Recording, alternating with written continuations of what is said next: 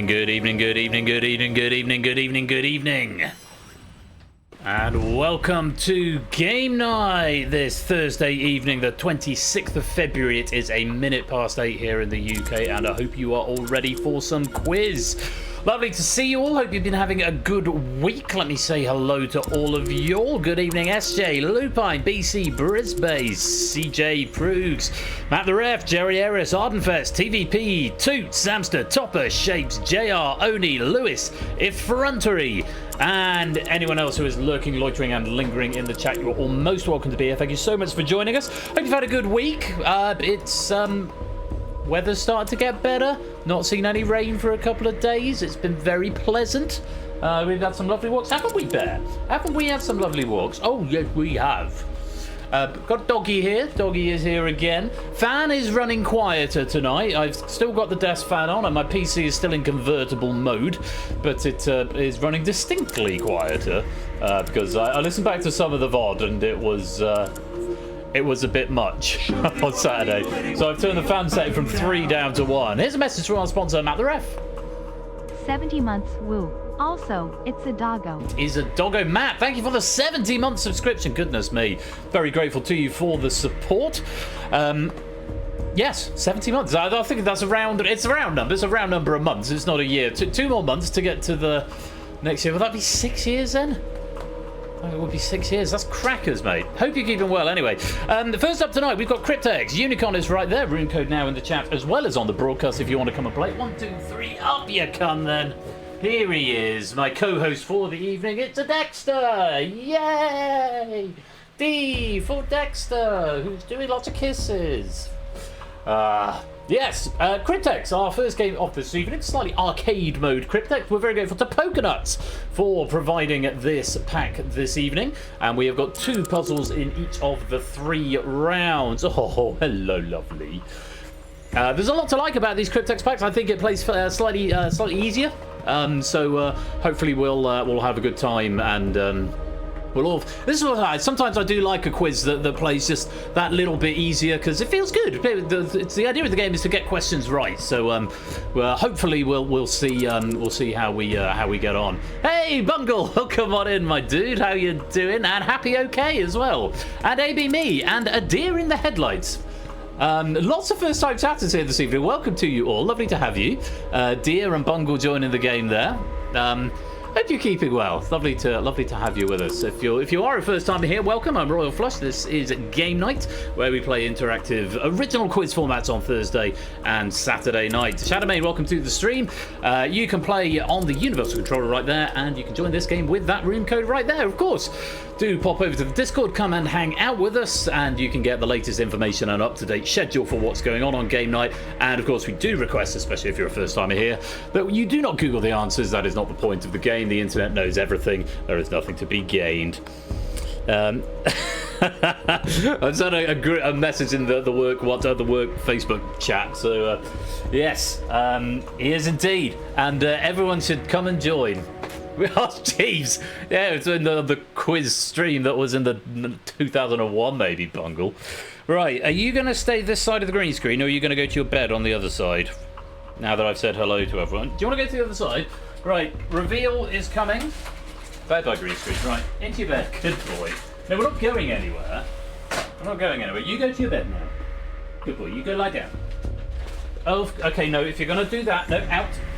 If you're going to push past the green screen, I might just leave the green screen down for a bit until he settles, because if you try to push past it, he wrecks it. So if you want to settle under the desk, that's fine. If you want to settle in your basket, that's fine, but you need to make a decision. You can't jump up at me all night. I'm going to put it back up. Oh, crap. There we go. Right, how long have we been open? 5 minutes the lobby's been open, so I'll give you another minute, and then I think we will get this game underway. So, Pokenuts, our friend from Down Under, has written this pack this evening. Coming up a bit later on, we have got Google That, which is not an invitation, as I have just explained. I'll tell you more about the title of why that game is called Google That in a little while.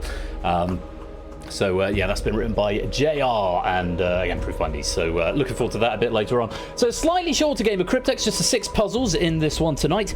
And then Google that will be sort of the feature event, if you like. It's a slightly chunkier format this evening. No halftime game tonight, but I will give you an opportunity to stretch your legs at the midpoint. Right, 28 players in the game, and it's lovely to have you all here. I think we should crack on with it. We've got 47 viewers, 28 players, and 6 puzzles to get through. Let's see if you can crack the Cryptex. Quick reminder of the rules, and for those of you who haven't played before, an explanation of them in the first place. The objective is to crack the Cryptex by taking the indicator letter of each clue and populating it into that position of the Cryptex solution. I can't do anything about that, proves you know I start at 8. As best I'm close to it as I can. If that sounds complicated, don't worry. The Universal Controller does most of the heavy lifting for you. Basically, there's a diagonal word that you're trying to figure out what it is. And the ordinal letter will be the first bit. Then you get the clue text, and then you get the number of letters in the clue. Do use the number of letters in the clue as an extra into the question, because sometimes that can be a disambiguator, so do need to bear that in mind. We'll get 3 different rounds, 2 puzzles in each, decryption, combination, and decipher. The rules for which I will explain as we get there. In all cases, though, your spelling must be exact.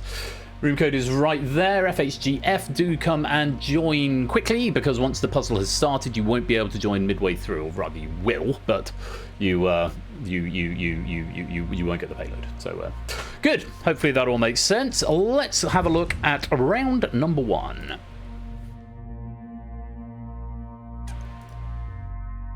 Or not. Oh, there we go. Oh. Well, that's not right. Okay, what's happening there? We got a lock? Have we got a soft lock? Well, that's unusual. Cola, welcome to the stream. Is that because someone joined? Still got welcome to the stream. I might have a little soft lock here, gang. Yeah, I think it is turn it off and on again time. Sorry about this. Don't know if it's because someone joined or if there's a data error. I don't imagine it's a data error.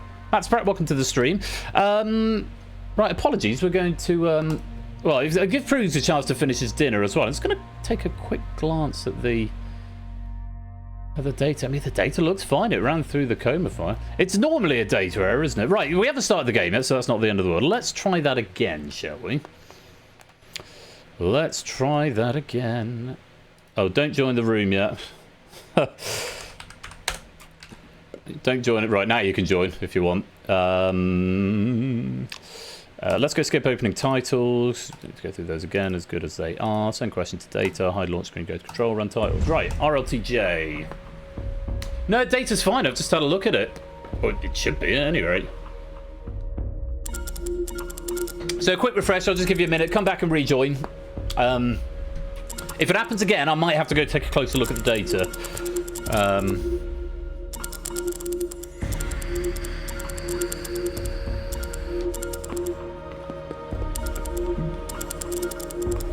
Yeah, I've changed. I did do some slight tweaks to the operator to so it can now ingest the new QForge files that we're going to be moving towards. But I'm hoping that was just a fluke. I will find out in a minute. But I did test it. I will tell you more about QForge in due course. Yeah, well, sorry, it's starting late, Bruce. We should have started already. Right. This is what happens when I start early. Things break. Well, I've got 27 in. I thought we had 28 before. Anybody else want to come and join? That was taken, Rushmead. Welcome to the stream, dude. But yes, it may have been the inspiration. Is that everyone? Right, let's hope this works this time. Hide instructions. No, same problem. Which means it's not to do with someone joining. Right, sorry gang, we're going to have to go to a temporary break while I go and find out what is going on. No, that's not a good name. apologies for this. I'm going to have to fire up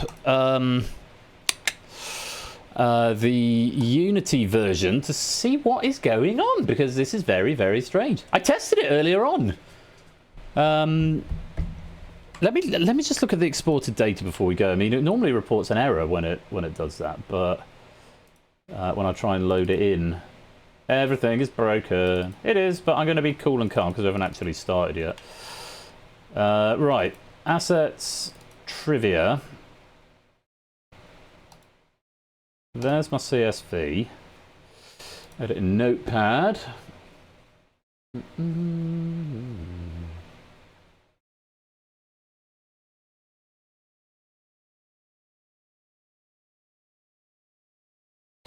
Oh, is there a data error? Something happened on the spreadsheet. Let me just check. One of those. No, that's correct. And I went through the coma, which makes me think the data's actually fine.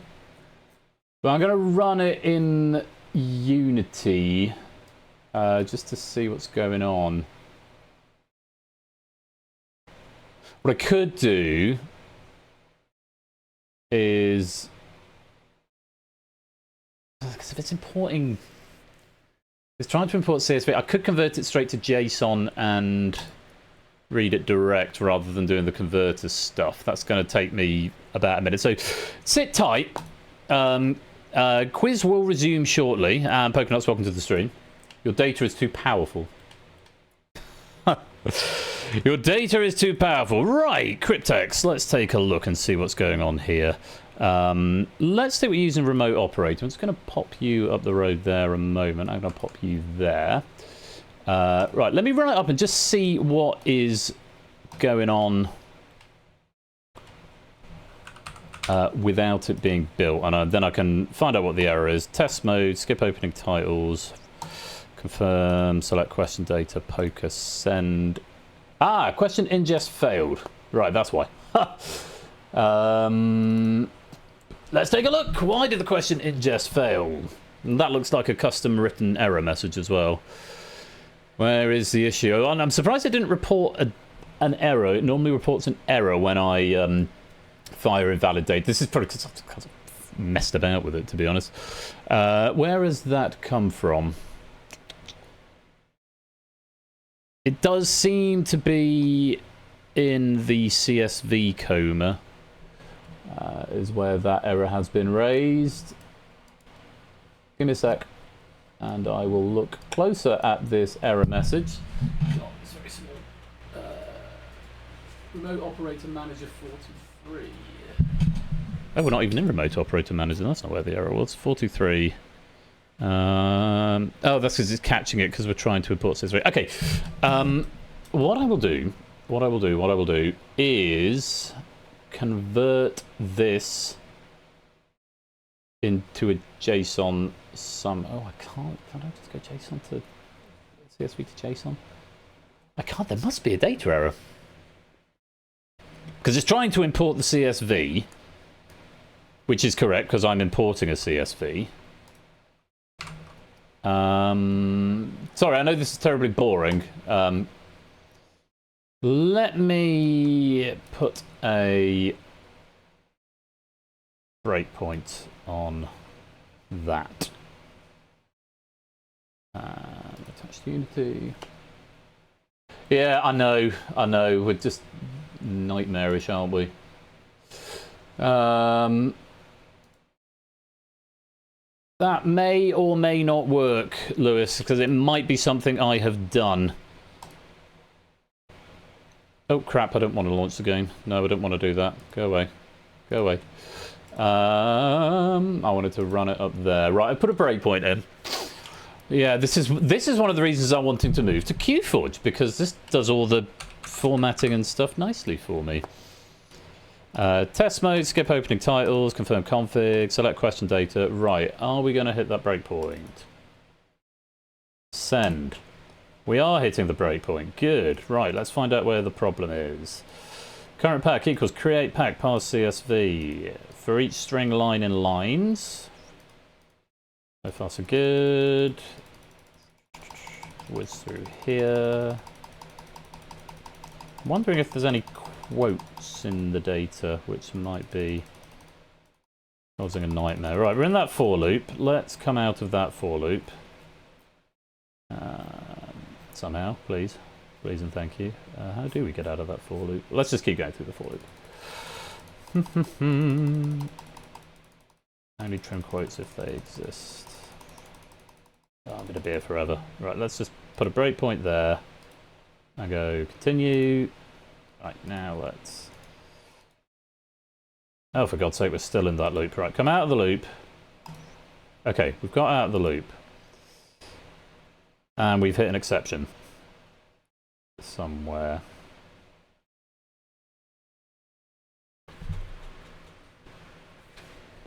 Are there any quotes in the data? I don't think there are. No, there aren't. Yeah, it's a dev stream where you just get to look at my face for a bit. Oh, this is so annoying. Can I convert in QForge? Have I done that yet? Does it convert from CSV or does it convert from JSON? I think it converts from JSON, which means it's not going to convert.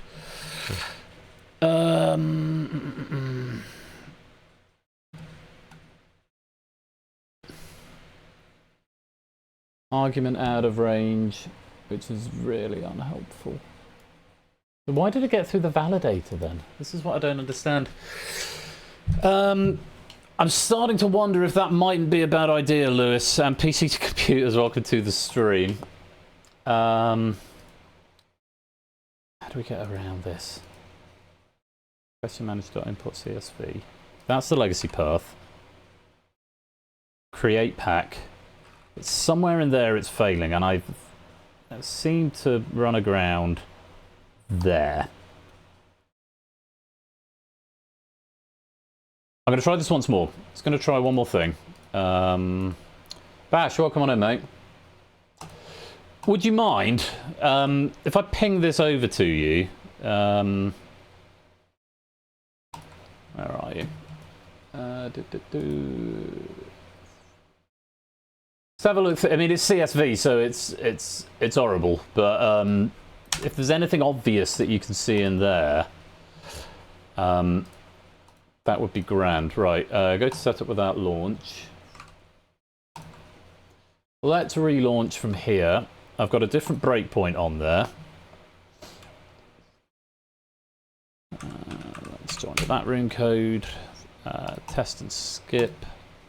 Select poker send. Right, we've hit that breakpoint, which I didn't want there. Okay.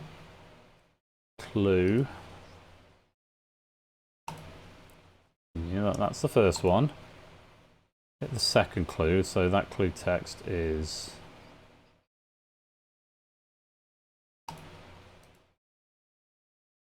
Okay, we might be getting somewhere.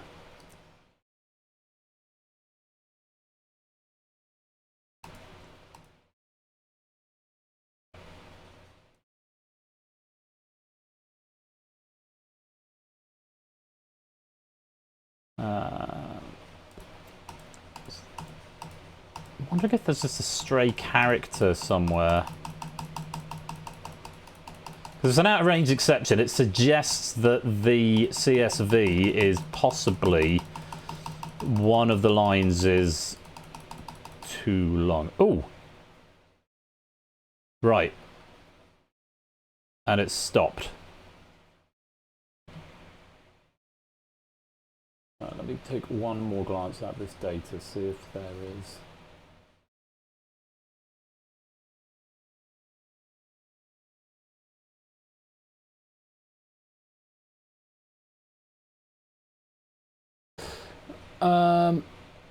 It was a straight new line. Is that at the end of it, Ash? I didn't feel like I clicked continue enough to get to right to the end of the pack, but... Oh, I see it. Yeah, I've got it. Well spotted. I know, yeah. Good spot. Right. Where's that come from?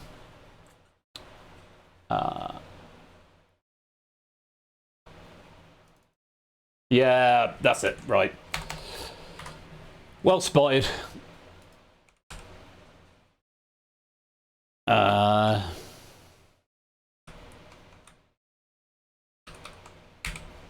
Right, that should have fixed it.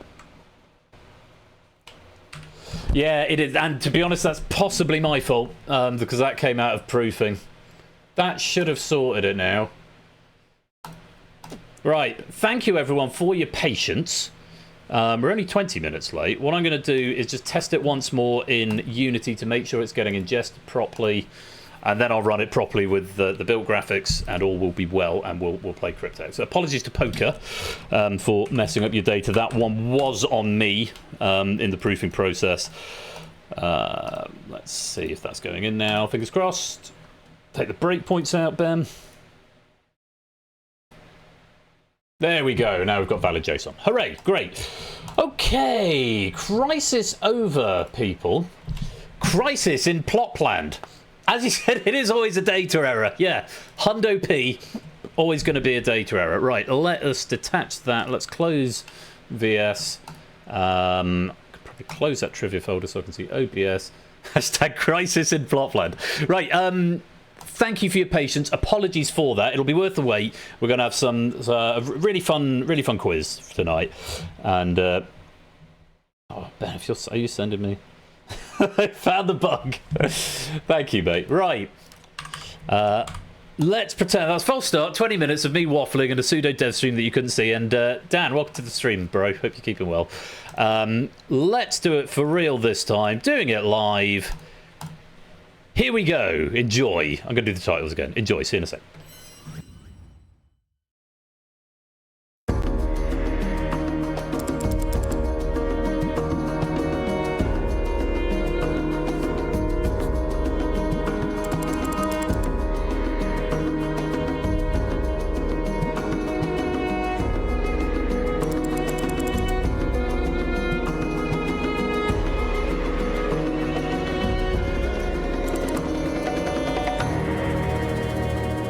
Okay, we're back for real this time. Come and join the game. QQXV, Unicom, room code. I'm going to take a quick screenshot for Ash.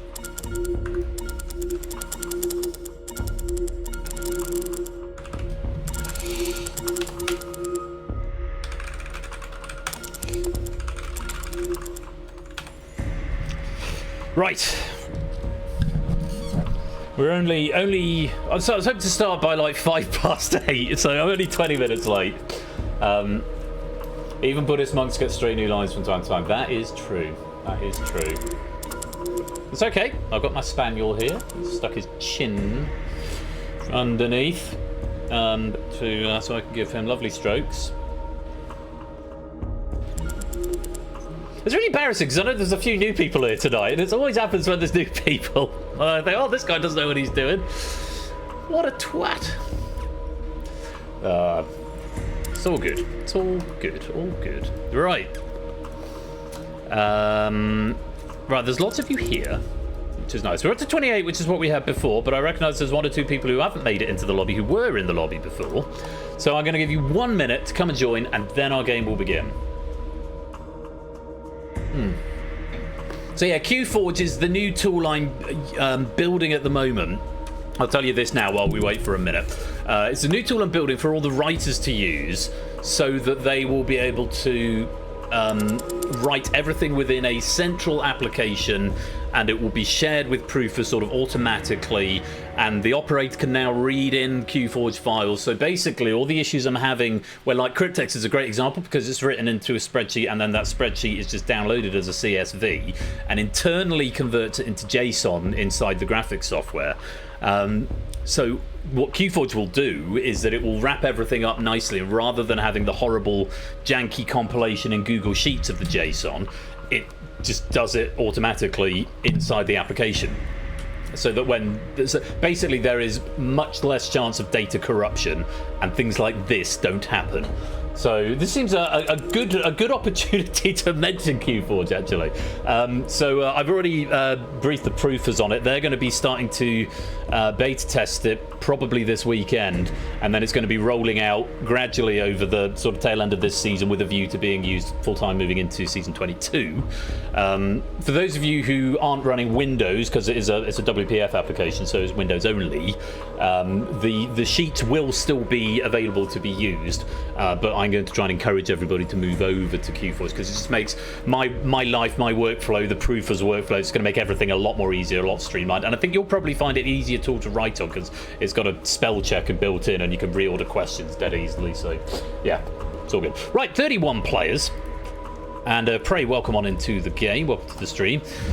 Let's get on with this. Thank you for your patience, apologies again for the delay. Rules are the same: decryption, combination and decipher. And you're trying to figure out what the Cryptex word is across the diagonal. Let's take a look at our first round. Hey! So, our first round is decryption. You get 5 points for each clue you solve. You get a penalty of 1 point for incorrect or repeated answers. You may solve clues at any time, even if they're not the current clue. The current clue will be the one displayed on the broadcast. And you can crack the Cryptex. That will be the word across the diagonal. I think it's in orange on your devices. Crack that at any time before the end of the puzzle for a bonus 10 points. And it will also populate all the rest of the letters that are in that. So just give it a go, and you'll hear a nice bing when somebody cracks the Cryptex. So keep an ear open for that. I won't tell you who has cracked it until the end, but that's worth a bonus 10 points. Crack it at any time. Quick reminder, yes, Bing indeed. Quick reminder that we are not using search engines for this, and do enjoy. Here is our first puzzle. Now, speaking of Bing, don't Google. Okie dokie. Starting off with a name. The Cryptex will be a name. Your first clue: unit used to measure sound. It's 7 letters long, and you need the second letter.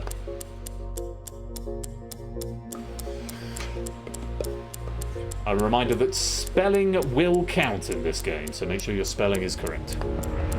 To our next clue: an event that takes place every 2 years. 8 letters, you want the 7th.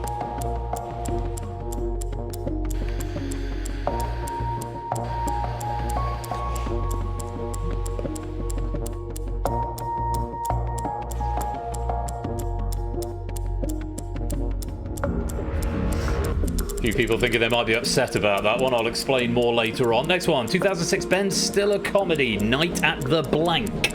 6 letters, you want the 3rd. There is our first solve. There was the Bing, and our second as well.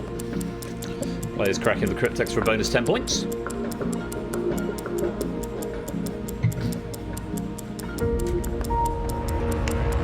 To our next. Island country in the Pacific Ocean, known for their sushi. 5 letters. There's a lot getting solved here. A lot of solves happening there.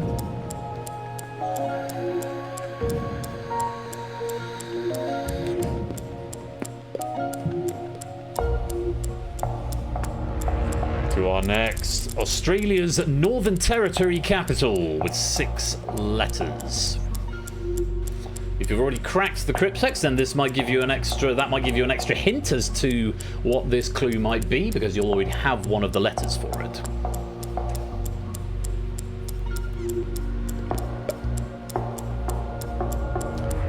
Penultimate clue: network lag. With 7 letters, you want the 6th. Network lag.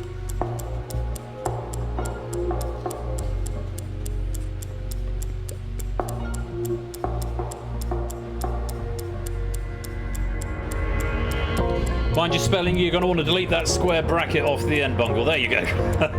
Final clue: reptile breed, boa blank. 11 letters. Last one for 5 points.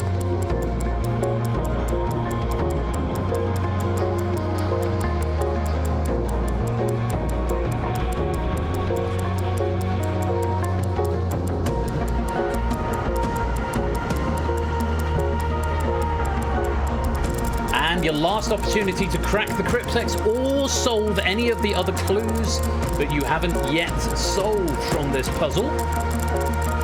A few more seconds. Keep your eyes on the hourglass on the left when that expires. We will reveal the solution to the Cryptex, which for our first puzzle, it's a name. It's Jessica is what we wanted. To our clues, island country in the Pacific Ocean known for their sushi is Japan, from where we got the J. The unit used to measure sound is the decibel, from where we got the E. The 2006 Ben Stiller comedy is Night at the Museum, from where we got the S. The reptile breed was, of course, the boa constrictor, where we got the S. Makes up for the 11-letter clue. Australia's Northern Territory capital is Darwin, from where we got the I. Network lag with 7 letters, that's latency, from where we got the C. And this one catching quite a few of you out, but well done if you got it. An event that takes place every 2 years is biennial, from where we got the A, not biannual. A lot of people put biannual. By the letter of the law, biannual means twice a year. Biennial is every 2 years. Gold if you cracked the Cryptex there. 5 points for everyone you got right, and Toot Sam, Happy and Ralph all with a perfect game, solving all 7 clues for 5 points, plus the bonus of 10 for the Cryptex. Lots of high scores, lots of people solving the Cryptex there. Big Bird and Bungle just missing out. Big Bird may have joined midway through, so may not have got the payload. But Bungle just missing out on that one. But don't worry, we've got plenty more to go in this game of Cryptex tonight. Let's go on to our second puzzle. I think that's a nice warm-up one there. Hopefully not too challenging. Let's take a look at our second.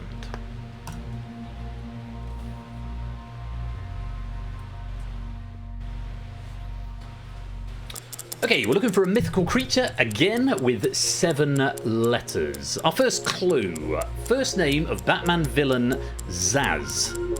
6 letters.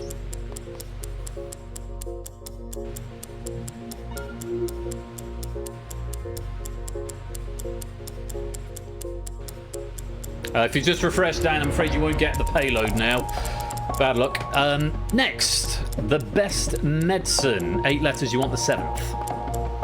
Yeah, you get 1 payload at the start of the round in this, Dan, so you're going to have a blank controller until the end of the game. It might even crash because it gets confused, because it tries to send it to you, but you don't have all the data you need, so...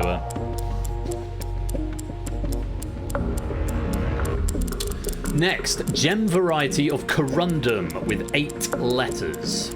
You want the 4th.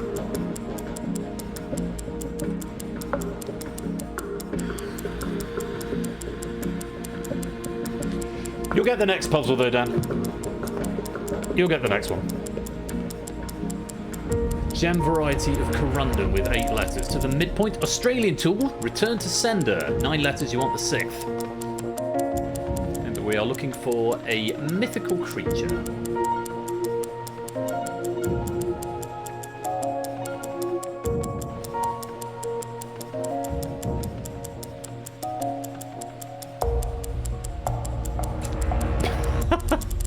It's not that, Bungle. Good guess, but not the one. Papal seat, St. Peter's blank. 8 letters, you want the 2nd.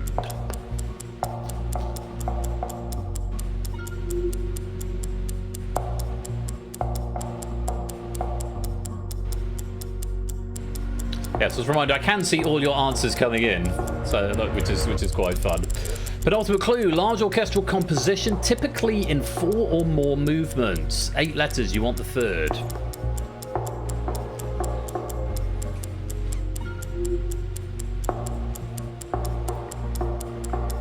One letter off there, Prey. That's the one. Final clue. Scottish football team nicknamed the Boys with an H. 6 letters, you want the 5th.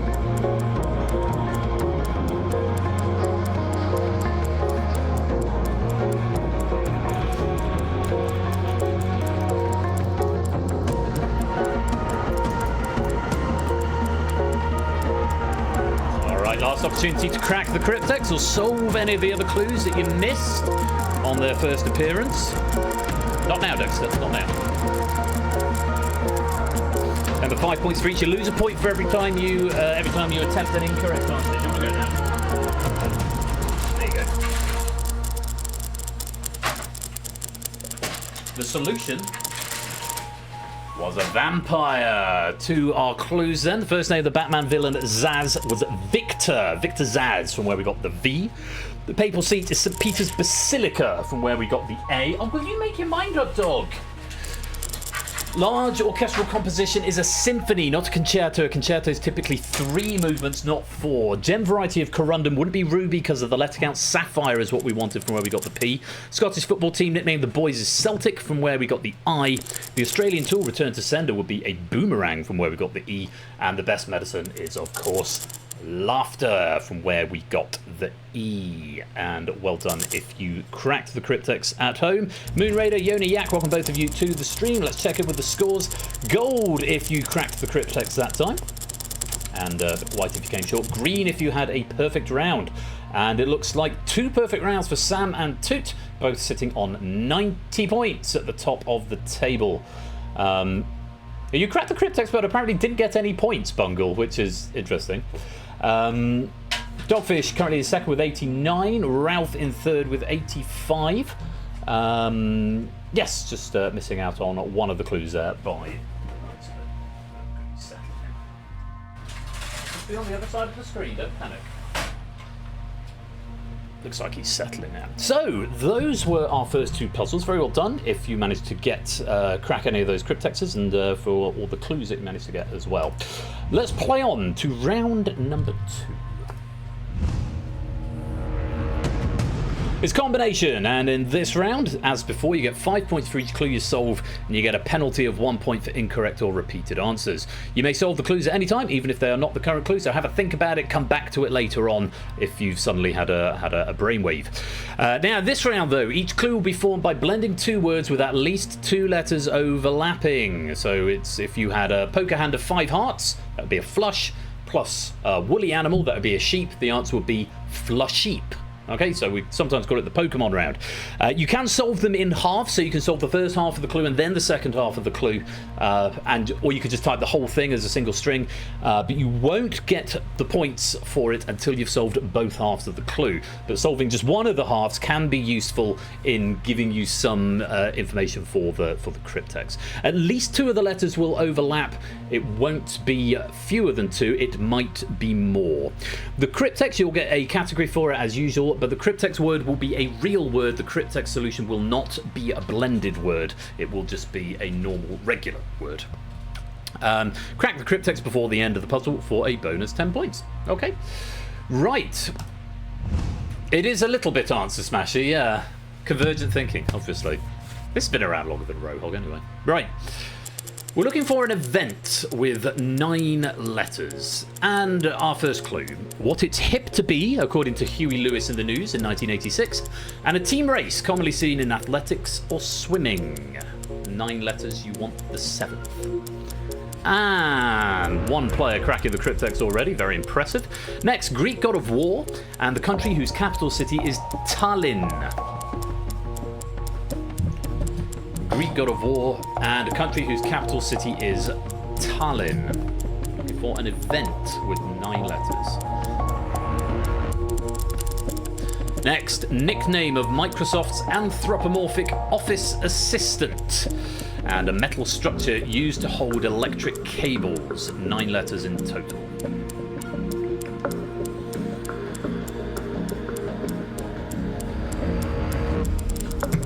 Home country of Black Panther in the MCU, and a US actress who starred in Supernatural and Mystery Science Theater 3000. 8 letters in total.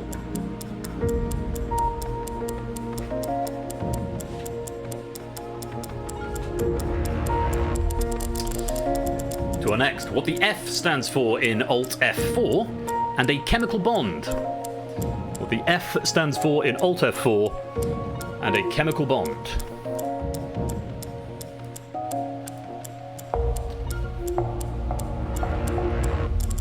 Next, what is coming, according to House Stark in Game of Thrones, and a question mark and exclamation point combination.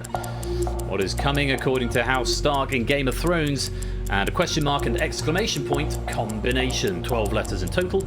You want the 8th. Structure whose height is greater than its width, and the Latin term for therefore. Structure whose height is greater than its width, and the Latin term for therefore. Penultimate clue. The cut of meat obtained from around an animal's leg and an ancient Egyptian hieroglyphic symbol for life.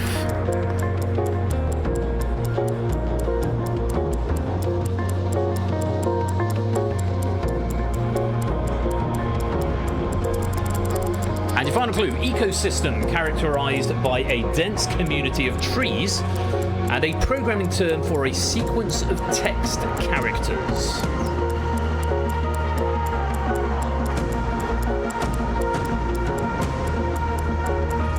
Last opportunity to crack the Cryptex or solve any of those clues that you might have missed.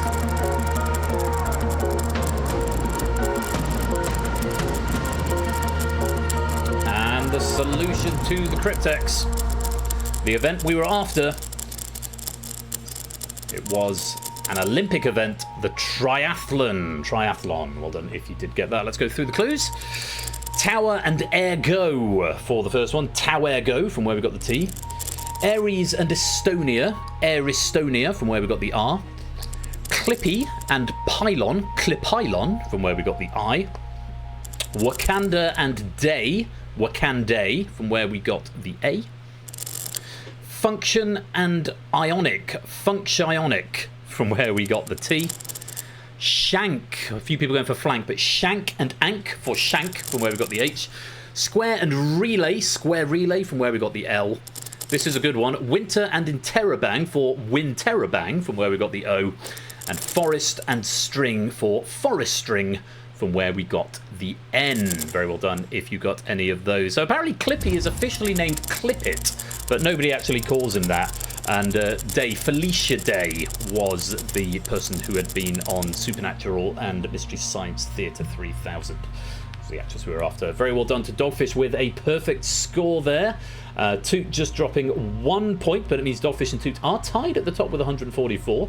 Ralph now in second with 135 and Sam in third with 134. Gold if you did manage to crack the Cryptex on that one. Shank sounds like an ancient Egyptian. It does a bit, doesn't it?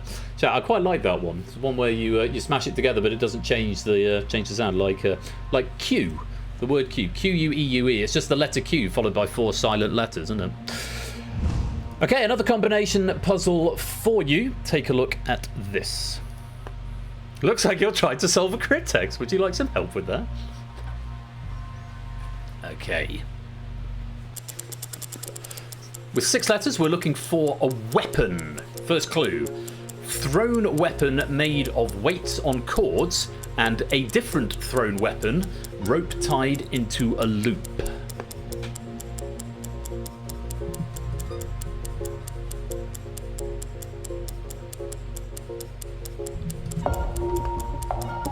Slightly longer on each clue because we've got a slightly shorter Cryptex here. To our next one, blunt weapon that uses a heavy head on the end of a handle and an official count or survey of population. 8 letters, you want the second. That is the technical phrase, Dogfish. That it is. And welcome on into the stream, Dogfish. And also welcome in Stimson, Zanger, Late Minky, and Skullcap. Lovely to have you all here. Welcome. Clue number 3, martial art that uses protective armor and a dedicated place to practice said art.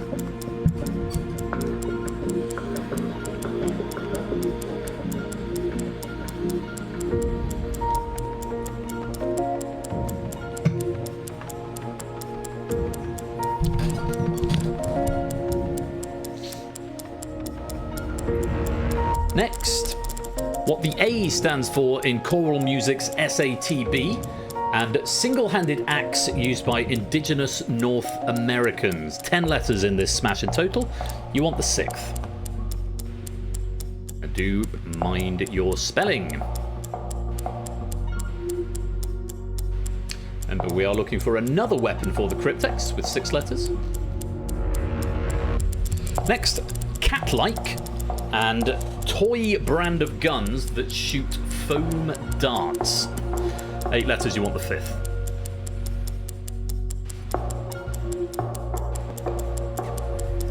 Welcome in, not a cat. Welcome.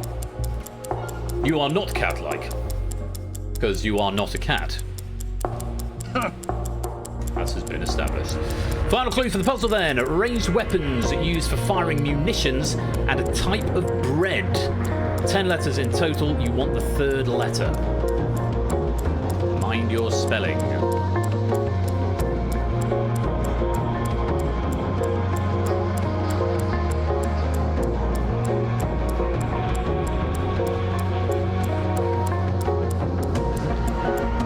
And your last opportunity to crack the Cryptex now, or indeed solve any of the other clues that you may have missed on their first appearance.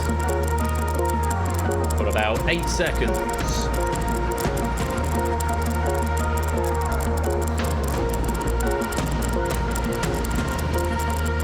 The solution. The weapon with 6 letters we're after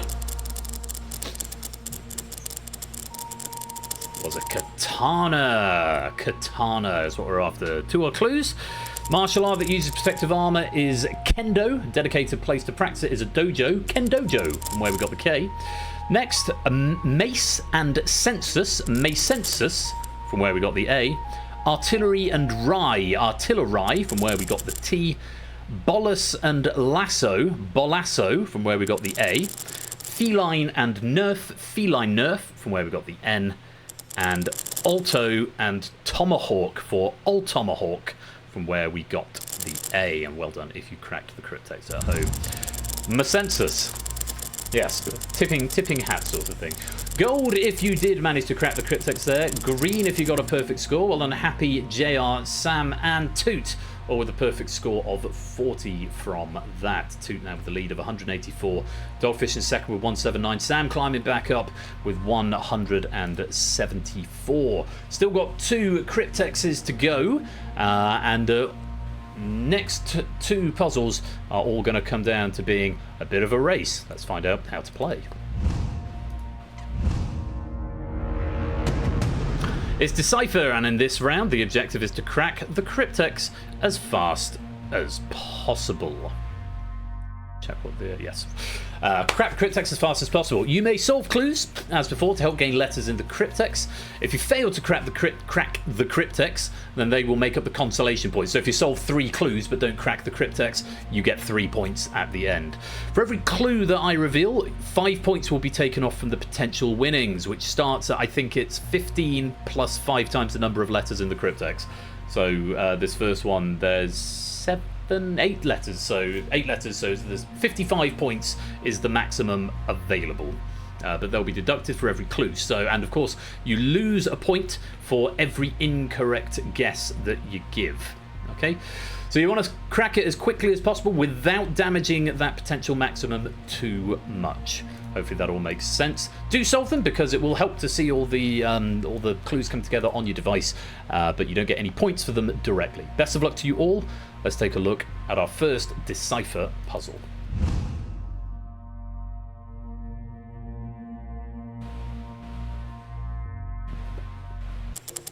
Okay, we're looking for a character with 8 letters. First clue, radio distress signal. 6 letters, and the clock a little bit faster in this round. You may have noticed the increase in the bed. Very well done to the first person who's managed to solve it there. Next, part of a car's exhaust system. 7 letters. You want the 4th.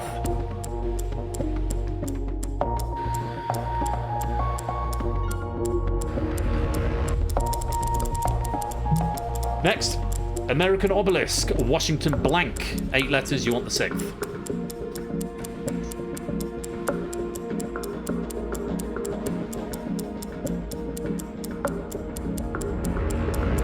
And our next one, the ancient Greek word for denoting 10,000. 6 letters, you want the 3rd.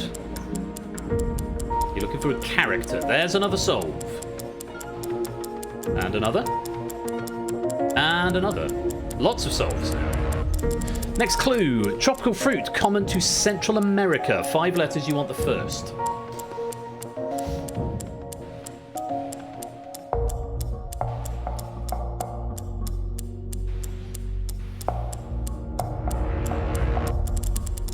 Next, colourful old world African monkey. 8 letters, you want the 7th.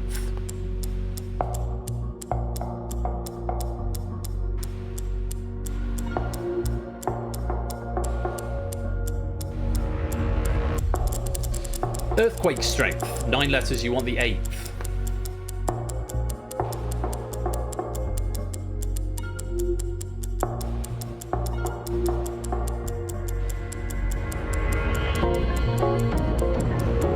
Final clue, British drama series, Call the Blank. 7 letters, you want the 5th. Hopefully you've got enough information to crack the cryptex. If not, it might be worth just having a punt with the letters that you've got.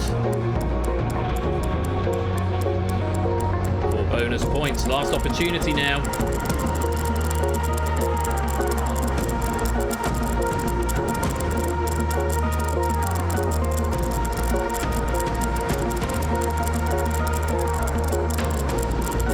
Solution to the cryptex, the character we were after was Garfield. To our answers then. Tropical fruit common to Central America is guava, from where we got the G. The radio distress signal is Mayday, from where we got the A. The ancient Greek word for denoting 10,000 is myriad, from where we got the R. Part of a car's exhaust system would be the muffler, from where we got the F. The British drama series is called The Midwife, from where we got the I. The American obelisk is the Washington Monument, from where we got the E. The colourful old world African monkey is the mandrill. Well done if you got that one, from where we got the L. And earthquake strength with 9 letters would be magnitude, from where we got the D. A lot of people falling into the Heffalump trap with all the clues there, starting with the letter M, apart from the first one. So a few people getting caught out there, but gold if you did manage to crack the cryptex right there. 2 with the lead, but only of 4 points. 219. Ralph with 215, and it was Ape who managed to crack it on before the second clue came out, picking up 49 points and rocketing him into 3rd place with 213. It is very close at the top. We've got Sam on 209, Ape 213, Ralph 215, and Toot with 219. It is going to come down to this final puzzle.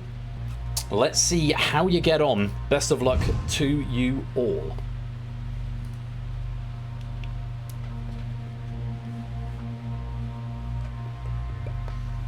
I don't think you can bungle, actually, at this point. Right. 8 letters. We're looking for a website. First clue. ENE, S, and NW collectively with 10 letters. You want the 7th. So that's the first solve. And the second. Next. Party game played without someone speaking. 8 letters. You want the 6th.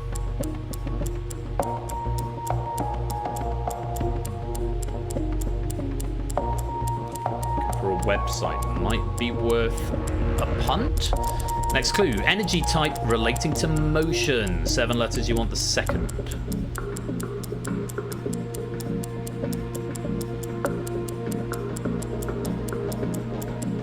Eight letters in this website. Next, percussion instrument with tuned wooden bars. 9 letters, you want the 8th.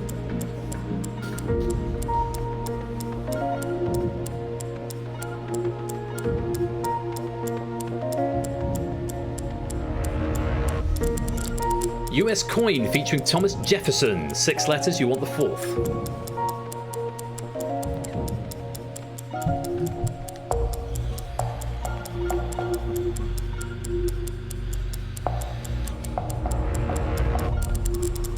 Astronomical term for when an object is directly above the observer. 6 letters, you want the 3rd.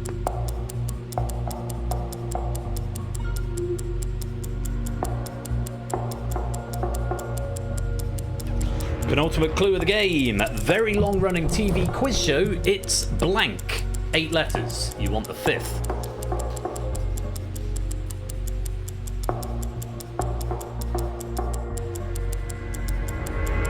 Fun fact, that was the clue that caused the data error before. Final clue then. Industrial machine used for shaping wood or metal.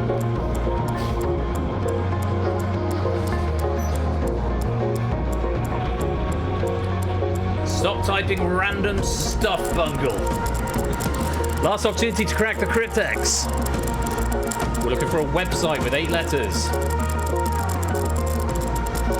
Yes, indeed, the 8-letter answer does not contain 9 letters. The solution was LinkedIn. The pit of despair that is LinkedIn.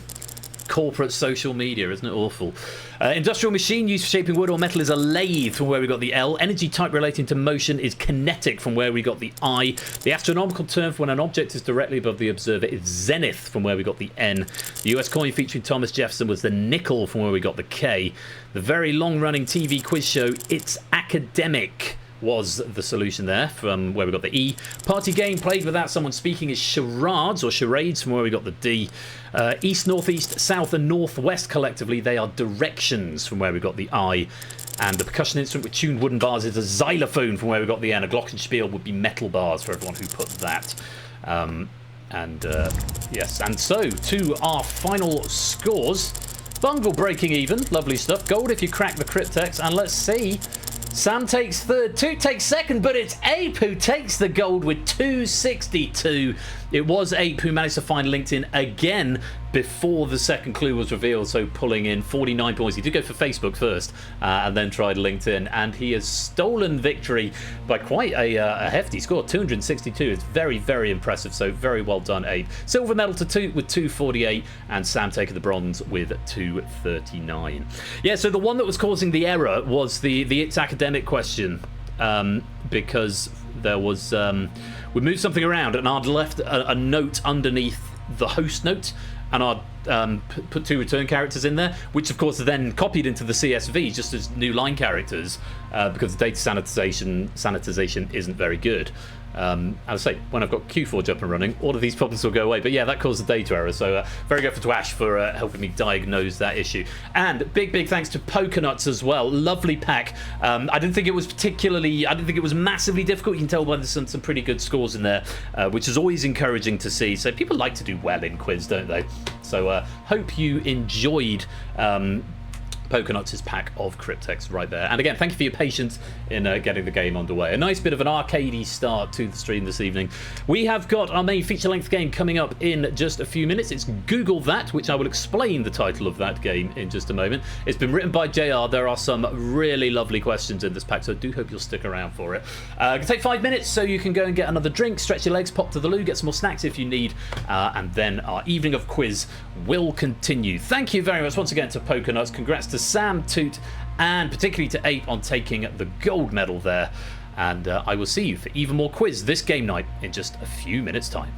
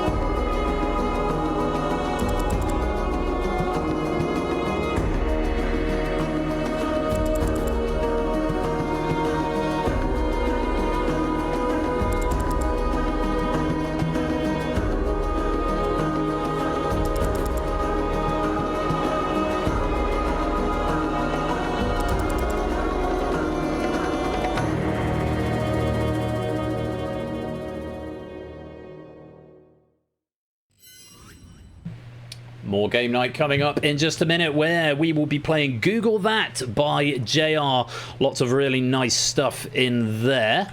Coming up, if I press start bonus, that'd be good. Can we have some music? There we go, there's a bit of music.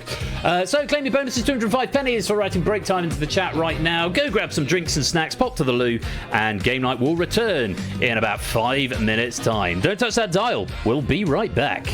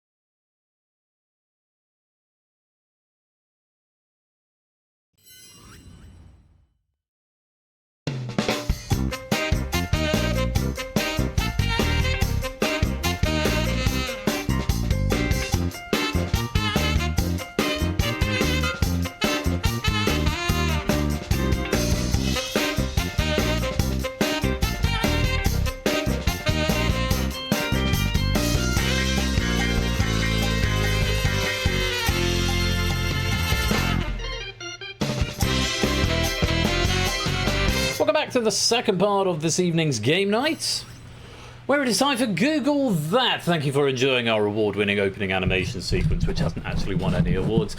Google That has undergone a couple of changes since last time. I've finally gotten around to patching out some of the bugs, and a few other bits of implementation, which I'll say more about as the game goes on. Principal among them, though, is that I have now added an exclude button. So if you do not want to be one of the 12 chosen players in the hot seat, then you can still join at the beginning and press the big exclude button, and you won't be pulled into the studio. But you still get to play in the audience game nice and quietly from the audience store. So that's nice and fun. Other changes will be forthcoming in due course, and if you want to play, you'll need the universal controller and this room code. TQKG is the room code. Do come and join the game. And this pack has been written by JR Plays Games. There's a lot of fun stuff in this, and I'm sure we'll all have a good time. So do come and join. And you have got that big exclude button there if you don't, for whatever reason, want to come play in the hot seat game, which is completely fine. You don't have to. But yes, press the button if you'd rather not. The people falling out of the sky to come and join the audience. Do come and join. And I'll leave this lobby open for 3 or 4 loops of the thing. Kohler is testing the exclude button and has now permanently excluded himself. He's the first one to find it. I hope you enjoyed that little experience, Kohler. It's mainly because I don't want my logs getting spammed. So if anyone wants to try it out, yes, if you keep spamming the exclude unexclude button, then you eventually get permanently excluded. You know, like we're in high school again, which is quite fun. It's good to check that these things work. I think there's one of those on Moneybox as well, but I think it allows you 10 back and forth. So Flyboy, Nando, Kamikaze, Clive, welcome all of you to the stream. Lovely to have you with us. So there's 29 eligible players at the moment. Including a handful of players excluded. There's no indication on the audience screen. That line break, Ralph, is not of my design. At least I don't think it is. Or maybe it is by my design. There isn't supposed to be a line break there at all, and I'm worried I might have copied a string that had one in. Thank you for noting that. I'll double check that. Because, yeah, there definitely shouldn't be a line break there. Right, I'll give you once more round the lobby bed. Just a minute. There are 29 players available to play, including quite a few who have excluded. So we're going to have a decent number, which is very encouraging. I can try and remember to tell you all about all the changes as they are made known to us that I've made, but hopefully it's just a generally smoother and more fun experience. So, quick backstory on Google That. It is called Google That because when it was first implemented back in the summer of 2020, we had a bit of a problem with people who were cheating in the community. We don't want people who are Googling and cheating on the quizzes because it's a quiz on the internet for made up fake money. So there's absolutely no benefit in cheating. You do it because you enjoy playing quiz. If anyone wants a copy of the question sheet post-quiz just so you can look through it and then Google the answers fast if you can, I'm happy to share them with you, and you do that in your own time, but please not during live play. Anyway, we had a bit of a problem, so I invented this format called Google That, which isn't an invitation to Google. It is it's more of a smarmy here. Google that, as in if you can, because the format and the questions were designed to be ungoogleable. That was the logic behind it.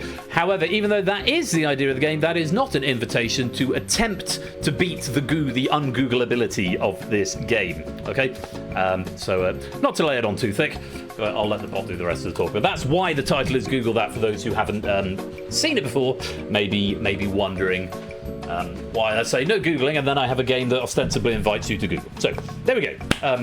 Enough of the yakety yak. I said once more around the bed. I'm now going to let it go this final time around the bed and let it pan to the board once more, and then we will lock the lobby and get on with the game.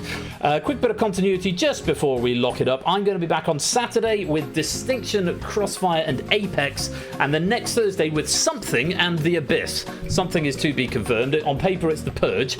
I don't have a writer for it yet, so it might be something else. Possibly Cryptex next Thursday, because I've got half a Cryptex pack ready to go, so we may have more Cryptex next Thursday.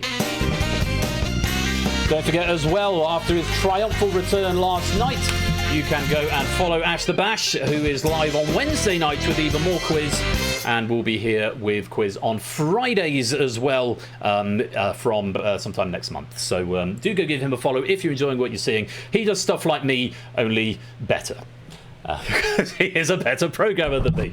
Yeah, Ash does a lot more TV formats. So I think it was Secret Fortune last night, and he's got 1 versus 100 and Duel. And yes, he's back from his hiatus, and it was lovely to see him back online in his new office last night. So welcome back, Ash, and we look forward to seeing even more stuff at Quiz Night in the future.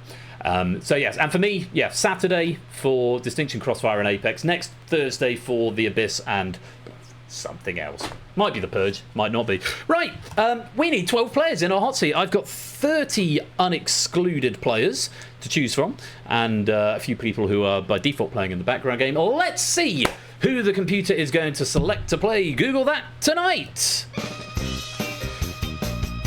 Okay, we're starting on the middle row, the green row right there, and welcome on in Ben. It's BC2014 with the Link outfit going with the green of that step. Welcome to the game. Hope you're ready to play. Up to the back row now, it's Woollyback, Stefan Googly and welcome on in, Woollyback. Great to have you here. Down to the front row, we welcome in Shadowmane. The blue going with the blue. It's almost like it's planned. It's not, it's entirely coincidental. Woollyback row, very nice.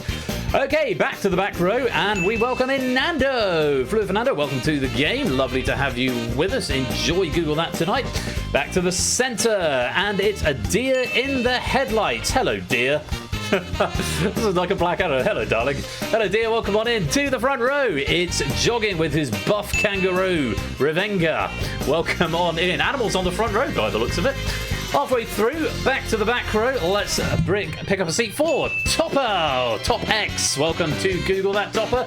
Hope you're ready to play. Into the middle row again, we welcome CJ. And there's 2 animals on the middle row as well. Okay, we're going to go to the front row next. Let's see if we can get another animal on there. Unfortunately, it's a vegetable. Potato, welcome to the stream. Although you've got a rabbit in your avatar, so I guess that kind of works.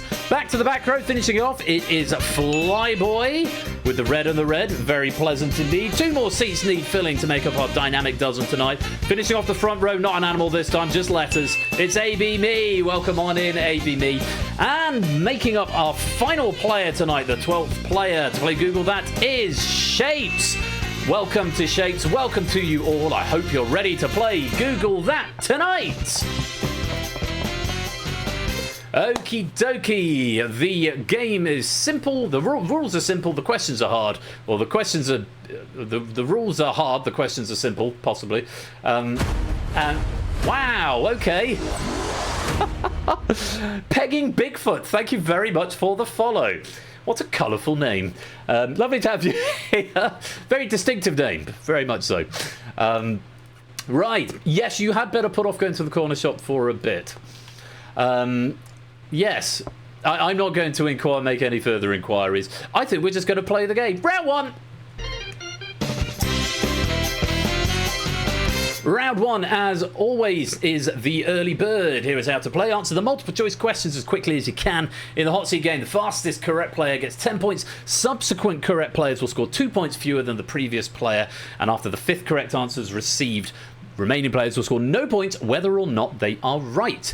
Over in the audience game, the first player to answer correctly gets points equal to the number of players in the audience game, with subsequent correct players scoring 1 point fewer. So danger zone rules apply. I was going to think about doing something about the scoring in the audience game, which I haven't done yet. And it sounds like there's going to be a larger audience tonight, so the scores might be a little bit slightly more skewed in certain rounds. But we'll see what happens, won't we? Right. It's the early bird. Get the questions right. You got to think about these questions though, and this is a question the answers will open as soon as you see the options. Okay, so you see the question and the answer all in one go, and you've got 15 seconds to get it in. So, early bird. Good luck to you all, and very many thanks once again to JR for this question pack. It is a good one. It's a good pack. It's very in the spirit of Google That, and I think we'll enjoy it. Here we go. Question number 1. Which of these Cluedo suspects has the longest wavelength? Miss, Reverend, Professor, or Colonel?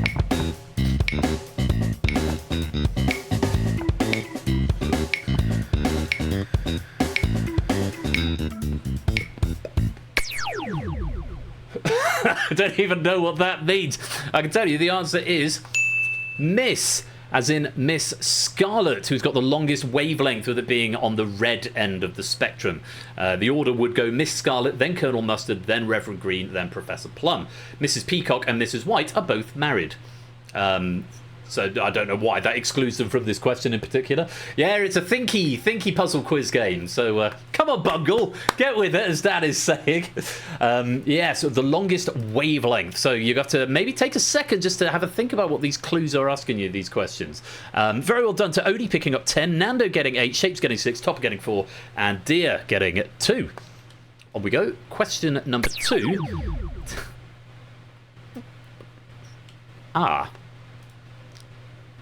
Now, that shouldn't happen. This might do something strange on the second option. Let's find out. Question number 2. Take a look at this. No, it's fine. If Chapel Roan went to the club in a 2023 song, which of these fictional characters could she be dancing with? Mr. Pink, Kimberly the Pink Power Ranger, Pinkie Pie, or Pinky?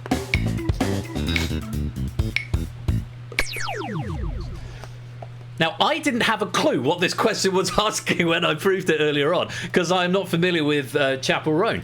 But I can tell you the correct answer is Pinkie Pie. Why, you ask? Why, I hear you ask? Well, the song in question is Pink Pony Club, and of those 4 fictional characters, only one is a character from My Little Pony. It is Pinkie Pie. Mr. Pink is a character from Quentin Tarantino's Reservoir Dogs.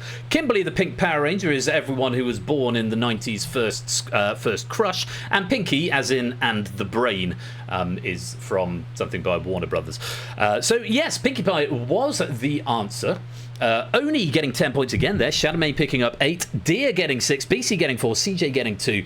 Jogging and Flyboy correct answer, but just a little bit too slow. Bad luck there. Let's play on. Question number 3. Take a look at this. This is brilliant. In which of these sports would you not be at risk of breaking a law? Rugby union, association football, golf, or cricket?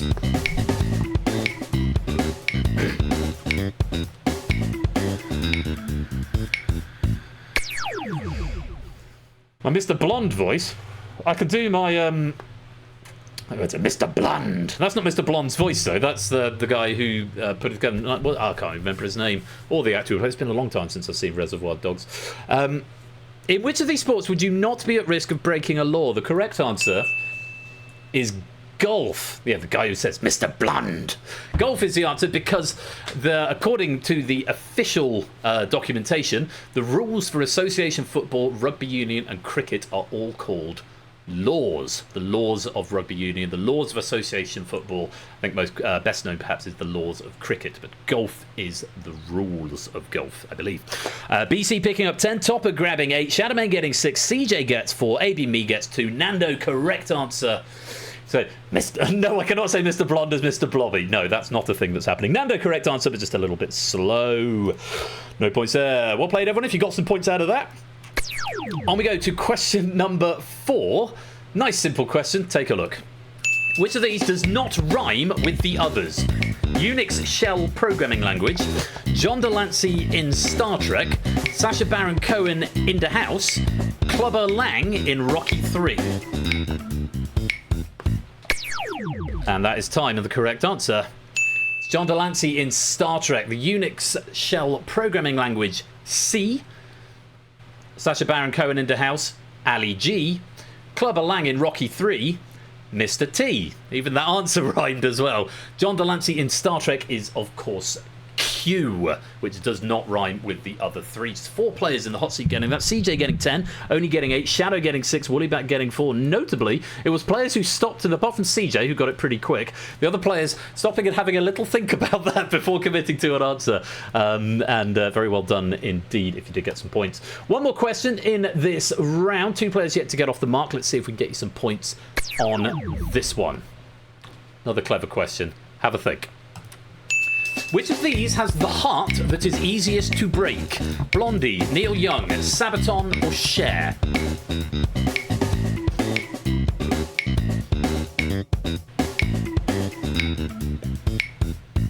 Quite a few more getting this one right. The correct answer was, of course, Blondie, because Blondie had a heart of glass. Sabaton had hearts of iron. Cher had a heart of stone. Neil Young had a heart of gold. Very well done if you got that. BC getting 10, AB Me getting 8, Woollyback getting 6, CJ getting 4, Jogging getting 2 and off the mark. Shapes, Nando, Dia, Oni and Flyboy, you were all correct, but unfortunately not quick enough to get a point on the board. Topper and Shadowmane incorrect on that one. Very well done if you did get points out of that. That is the end of the question, and it's the end of the round.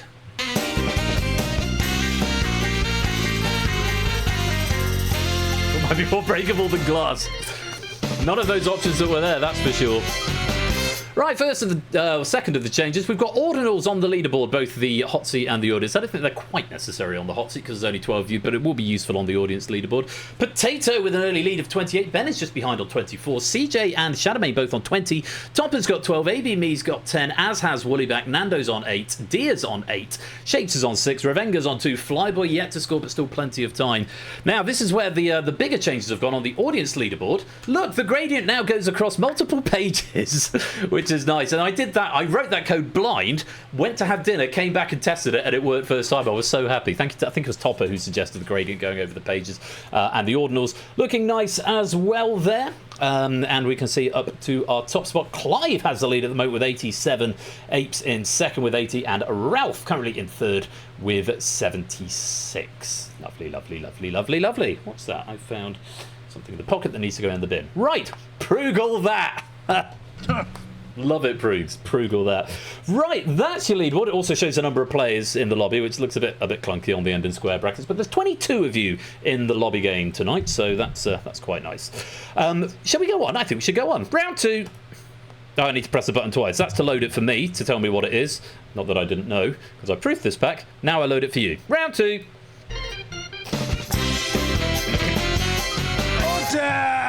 It is the round sponsored by John Burko. It is Order. Order! Which gives you got a good opportunity to press that button. Here's how to play. Put the answers into the correct order as quickly as possible. You may attempt the question as many times as you like within 50 seconds. In the hot seat game, fastest correct player scores 10 points. Subsequent correct players will score 2 points fewer than the previous player. After the 5th correct answer is received, remaining correct players will score 1 point. So unlike the first round where after the first 5 you don't get any, because that's a speed game, this one you've got a bit more time, and it is still worth solving it, because there's a longer clock. You still get a point if you can manage to solve it at the end. In the audience game, first player to answer correctly scores points equal to the number of players in the audience game. So again, 22 points available if you're the first player to solve in the audience game. And audience, I have now implemented the same feedback that the hot seat players get. Okay, so it will say on your devices which ones were correct. So look at the top of the device. I think under the question, it will tell. Yeah, I feel like it might have done as well, Rushmead. It will say you built it. I think you did the tablet side. I think I built it, mate. Or did you build it? I know that maybe it was you. I can't even remember now. It's so long ago. Anyway, so audience players, do check the top of the tab, because it will give you a bit of extra information. We built it. Yes, we built it together. Oh, there were no handbags required. Lingomaniac, welcome to the stream. Right. Those are the rules. Put the answers in order as quickly as you can. Here is, yes, we built it. On rock and roll, built this city. First question. And let's put 50 seconds or 49 seconds onto the clock. Your question is, order these Prime Ministers of the United Kingdom by time in office from shortest to longest. So starting with the Prime Minister who served for the shortest amount of time up to the Prime Minister who served for the longest amount of time. The other thing I've added is that the answers will pop down and then the clock will start automatically. Good luck, 50 seconds. David Cameron, Boris Johnson, Gordon Brown, Theresa May.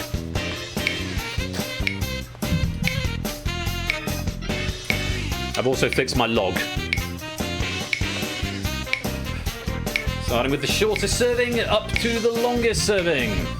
I went on Unity and I made this. Oh, there we go. Toppers first in, then Woollyback, then Nando, then Dia, then AB Me. CJ and Ben getting pity points. Shapes getting a pity point now as well.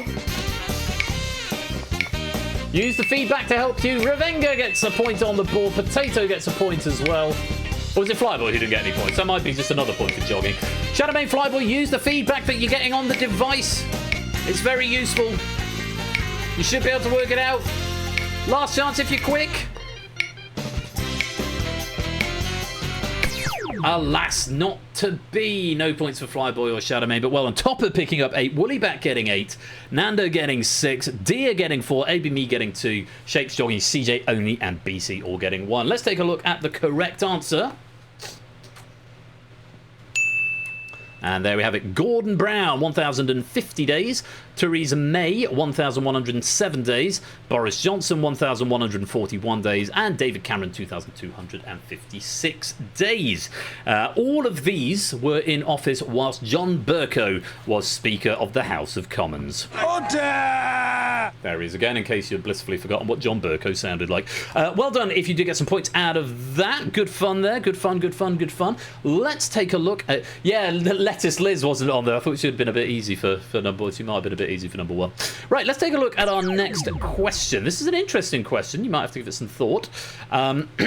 Order these organisms by the number of chromosomes they possess from least to most. So starting with the organism with the fewest chromosomes up to the one that has the most chromosomes. Okay, good luck. 50 seconds. Off we go. Fruit fly, potato, pigeon, cucumber.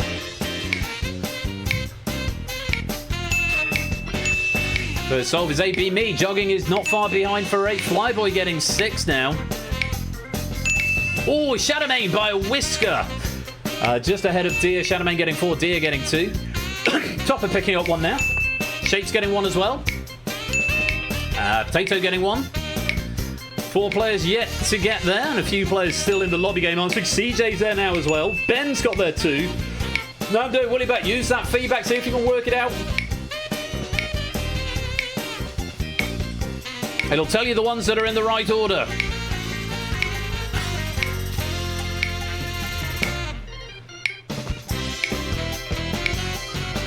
And there we have it. Yeah, I'm just looking at your responses. So, like, Nando, not to pick on you, but just looking at your last 2 responses. So it would have told you that cucumber was second on the feedback, but then you tried cucumber fourth. So look at that feedback, because it really can help you out to get the answers. But it only shows the last one. It doesn't accumulate them. It only shows the last one that you put down. Yeah, I've said that like 4 times at the start of the game. You've got to look at that question tab at the top, because it does feed back to you, and it really is a useful metric. Yes. Well, if you're not going to listen to me, I can't help you. It's not an okay. Well, I'm covered in shame. Shame.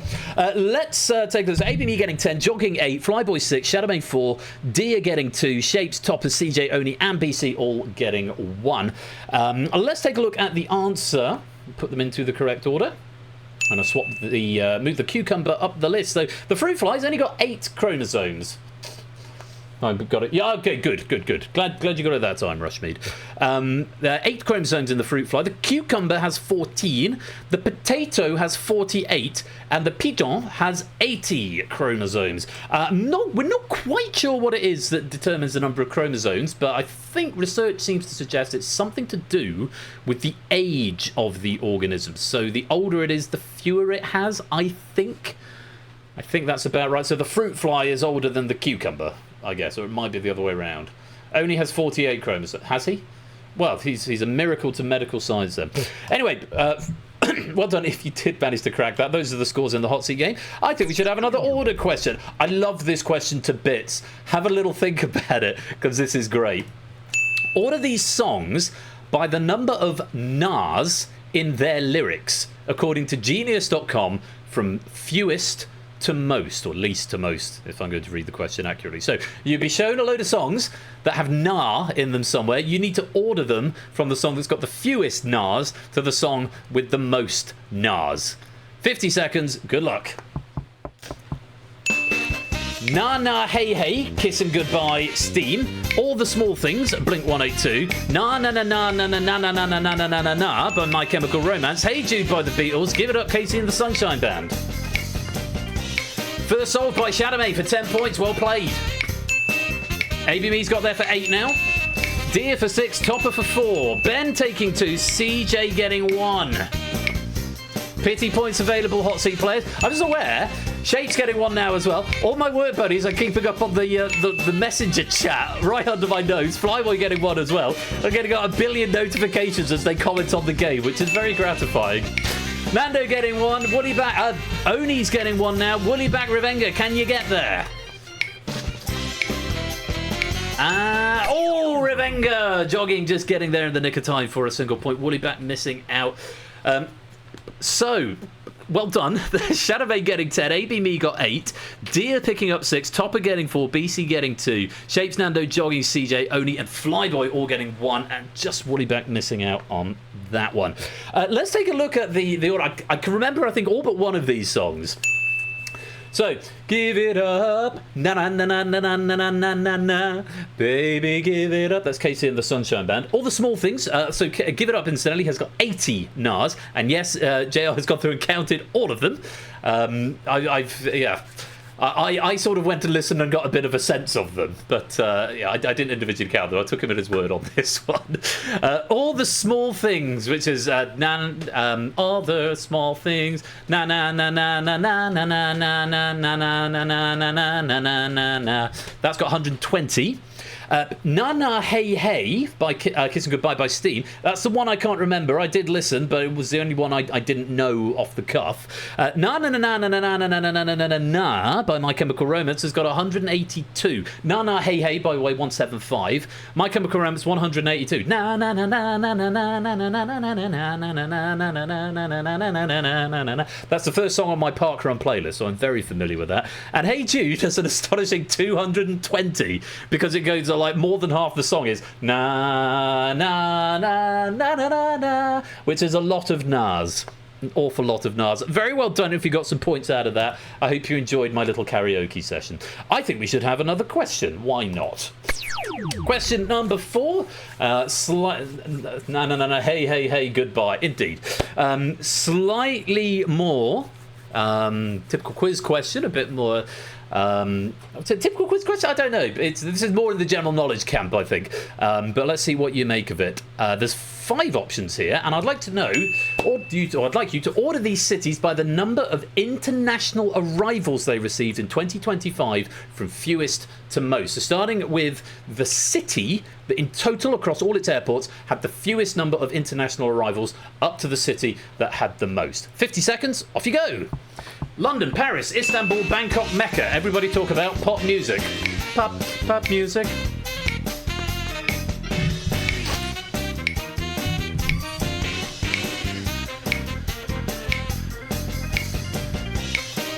No one in the hot seat getting there yet. I speak to soon. Chalamet first, then Odie, then CJ. Then Dia getting there for 4.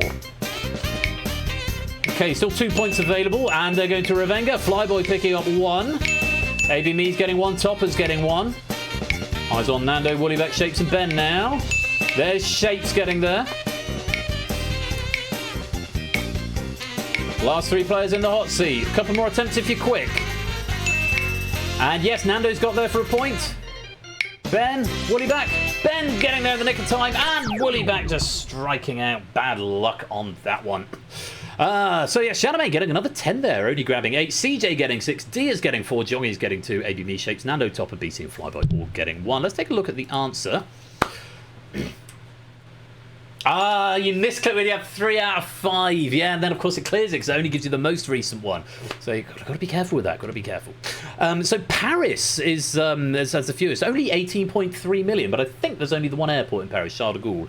Mecca 18.7. A lot of people making pilgrimage there, I guess. Istanbul 19.7 million, which I guess that's a popular holiday destination. London 22.7 across its many, many airports, and Bangkok has the most, 30.3 million arrivals in 2025 to Bangkok. Bangkok, the city.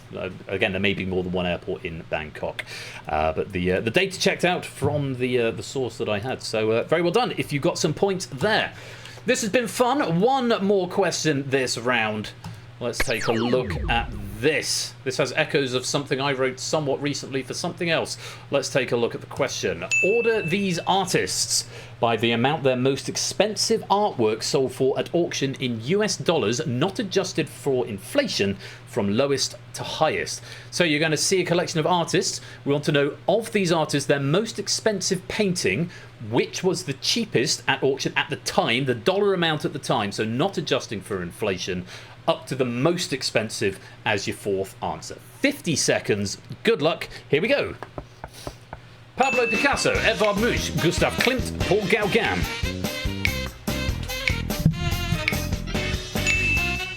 And first in is Nando for 10 points there. Well played. Potatoes getting 8. Shadowmain getting 6. Flyboy just behind with 4. CJ getting 2 and Dia getting 1. Ben also getting 1. Ravenga getting 1. Shapes, AB, me, and Topper getting 1. Come on, Woollyback. You've got this. 2 of them right, 2 of them wrong. Just swap the 2 wrong ones around and you'll be there. No, we've lost it now. We've gone with something else. Look at the feedback. You can use it to piece it together. You've now got all of the right answers, but not at the same time. Go on. No! Oh, never mind. Nando picking up 10, Oni picking up 8, Shadowmain getting 6, Flyboy getting 4, and CJ getting 2. AB, me, Shapes, Topper, Deer, Jogging, and BC all picking up a single point there. Oh, hello. Are you... No. Go back, because you break my screen. Break the green screen. Next up, you stupid dog. Sorry, gang, he's decided to push his way past and now he's got stuck. Out. Get out. I can't, I'm stuck. You are a ridiculous animal. Do you know that? No, you don't fit through there. You're too fat. Sorry, everyone. He's gonna... Right, I'm gonna put the green screen down before you get your horrid dog hairs all over it. Right. Just stay there and do nothing. Okay, that would be grand.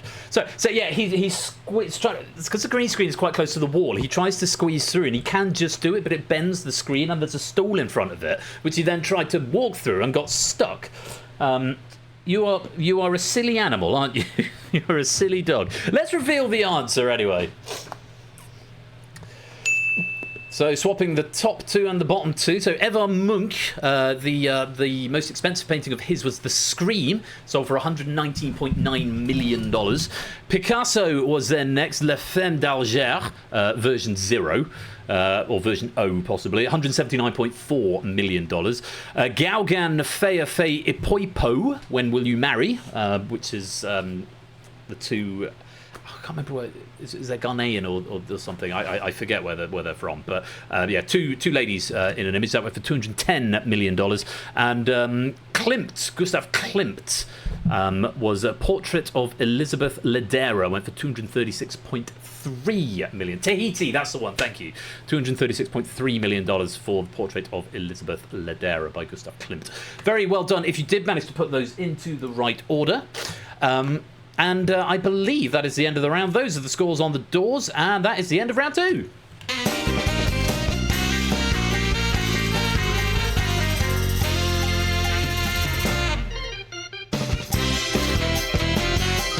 Wow, Shadowmain into the lead with 50 points. Potato now in second with 47. AB Me's third with 32. CJ with 31. Ben with 30. Topper 29, so very close in that sort of second quarter. Nando 26. Deer 25.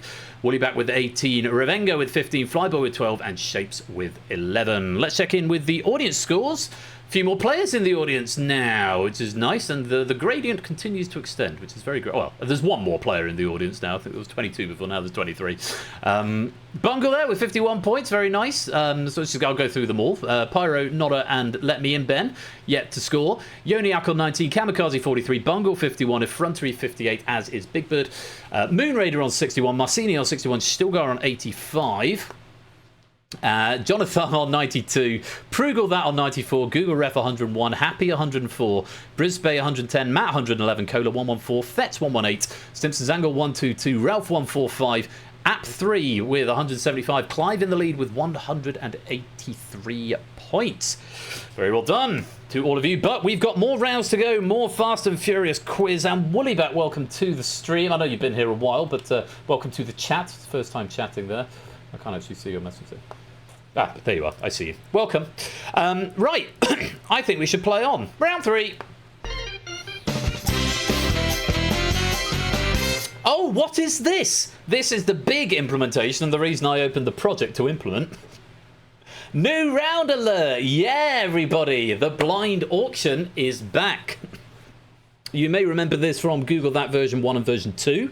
There are no pips. I fear there are no pips anymore. I've not done pips on the graphics, so I'm trying to keep it in styling with the rest of it. So this is an old legacy game that didn't get implemented when I did the second reskin, which is what this is. This is version 3 of Google That.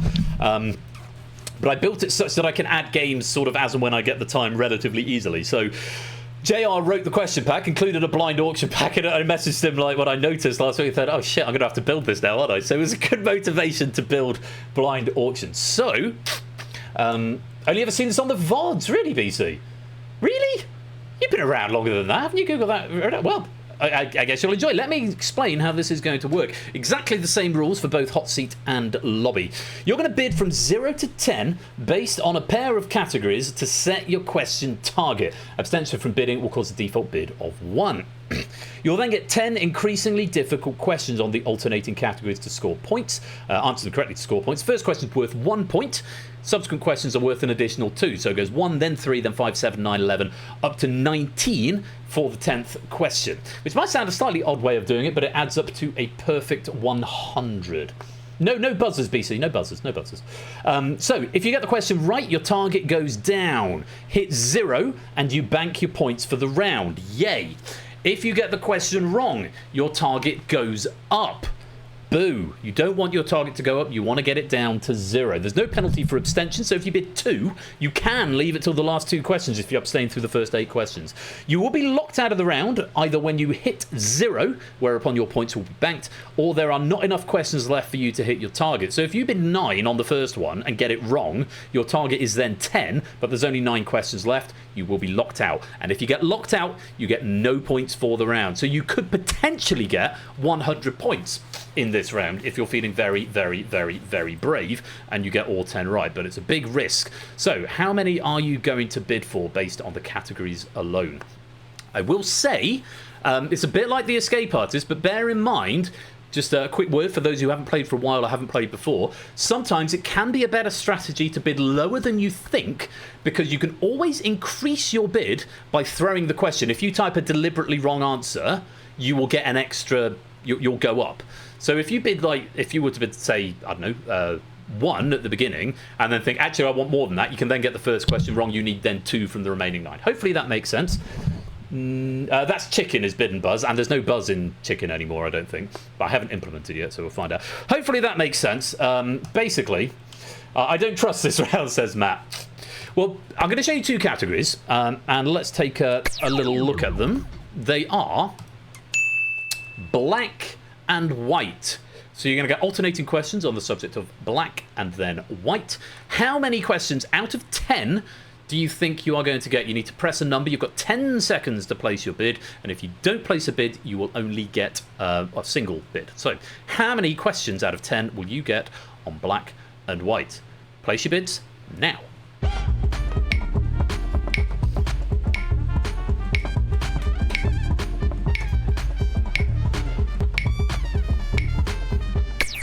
Okay, bids are in, but they're not pips, but they are not your scores anymore. Those are now your targets. So Nando and Woollyback going for 5, Flyboy and Topper and CJ going for 4, Deer going for 6, Shapes and Ben, Potato and ABME going for 5, Jogging going for 7, and Shadowmane going for 4. So remember, the questions get harder, but the point values also go up.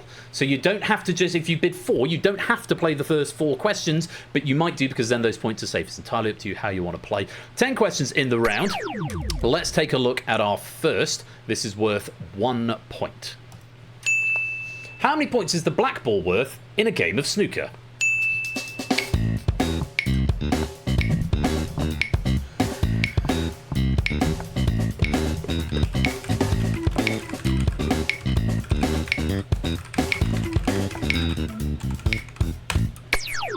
I made a note to myself to add points to the operator in blind auction and possibly the lower third, though it does say it on the board, and I'm fairly sure it says it on the unicorns as well. So how many points is the black ball worth in a game of snooker? The correct answer is 7. Oh dear, dear. Going for 8. No, that's not the right answer. You are going to have your bid increased by 1. Nothing else that I need to condone there. Everyone who attempted it, which I think is everyone but CJ, getting it. Everyone but CJ attempting it, and everyone but Dia, who attempted it, getting it right. Very well done. Let's move on. Those are the new targets, such as they are. Let's take a look at our next question. This is on the subject of white. Take a look. For 3 points. Which band's self-titled 1968 album is commonly known as the White Album?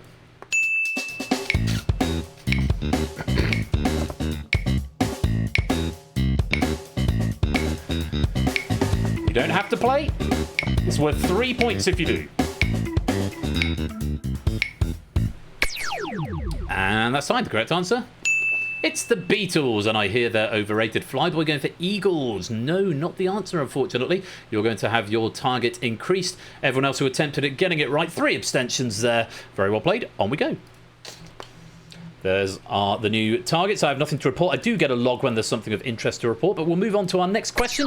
Back to black, as it were. This is worth 5 points, and I really need to debug that into the operator, but I've written it down already. 5 points. Take a look at this. Porsche, Lloyds Bank, and Ralph Lauren all have which black animal on their logo?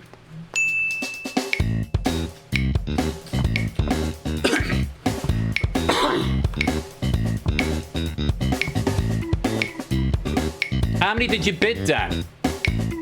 I see the message, it writes I'll be locked out. Well, if you bid 9 and got the first one wrong, then yeah, you would be. Or if you hit your target, then you get locked out as well. This is why you have to decide which ones you're gonna play for. The correct answer is a horse. They've all got a black horse logo. CJ going for Puma. Don't know if that was a throw or if that was just the wrong answer. Either way, your bid is going to go up. Shapes abstaining there. Everyone else getting it right. And on we go. Quite a few players on 2. A couple of players on 5. Let's see what happens as we go to question number 4. Subject is white. It's worth 7 points. Take a look. Which website, founded by Jimmy Wales and Larry Sanger in 2001, uses a white spherical emblem to represent the idea that shared human knowledge is never fully complete? For 7 points, you can get there, and if you can bank it.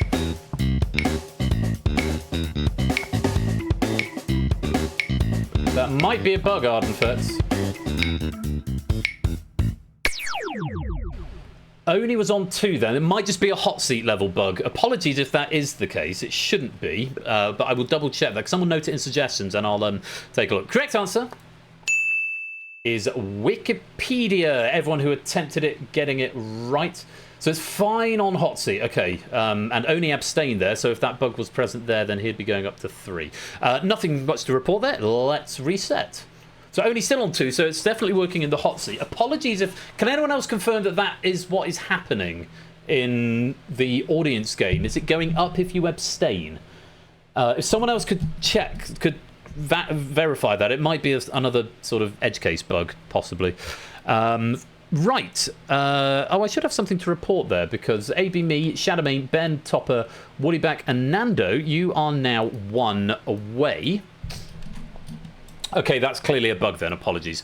Let's take a look at the next question. Why is that not logged for me? It should have done. Next one. This is worth 9 points on the subject of black. Take a look. Rebecca Black is an American singer who released the song Friday in 2011 to a mixed reception. What was the name of her follow-up single released in 2013?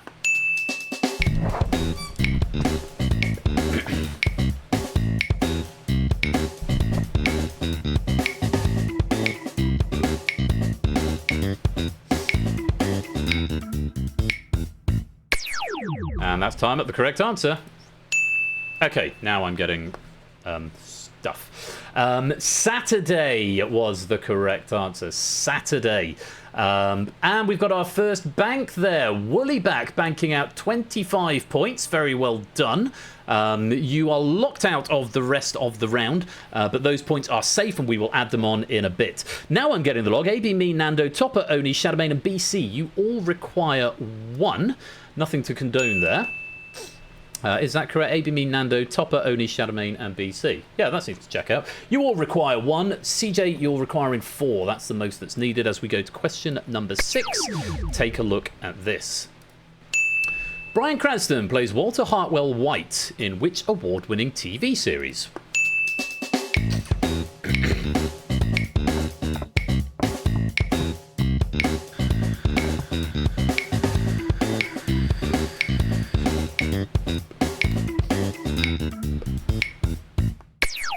Only sitting this one out. The correct answer is Breaking Bad, though we would have accepted Better Call Saul because he technically does cameo in it, and it also won some awards, though never a BAFTA, which is genuinely was robbed of a BAFTA, but there we go.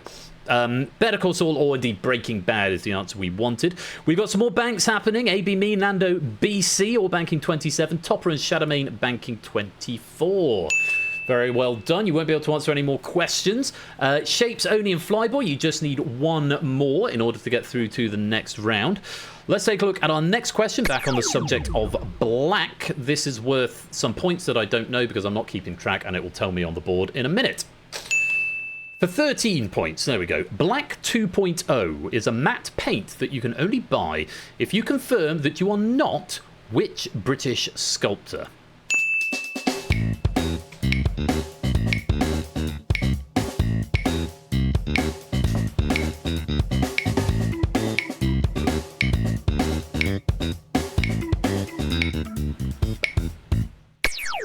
And nobody in the hot seat. No, I beg your pardon. Only attempting that in the hot seat. There should probably be some. But you should probably go yellow actually if you attempt that at the end. Go yellow if attempting BA in hot seat, and bug where abstention is wrong in audience. So just write down the bug so I can go check them out after. The correct answer. Anish Kapoor. So artist Stephen Semple created Black 2.0 as well as the world's pinkest pink as a humorous protest to Anish Kapoor's exclusive licensing of Vanta Black, a carbon nanotube based pigment for artistic purposes. And yes, Black 2.0, he says you can buy it as long as you can prove you are not Anish Kapoor. Yes, there's a couple that did get through. There's one in the audience game that didn't get through. It was phonetically plausible. Unfortunately, Cola, I can't condone in the audience game. It's an unfortunate thing, but it's just one of those things. Oni, banking 31 points there. Very well done. Shapes and Flyboy, you need one more from the remaining three. And CJ, you need all of the remaining three. So make sure you don't abstain or get any more wrong. Let's take a look at question number 8 on the subject of white. Take a look at this. A white lady is a cocktail made with which spirit?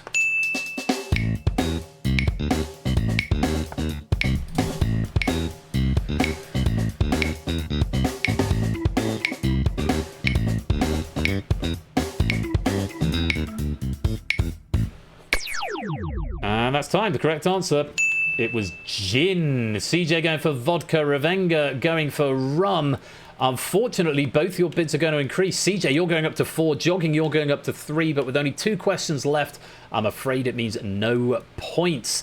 Because of the abstention. Dear, you need the final 2 questions. Shapes and Flyboy, you need either of the final 2 questions.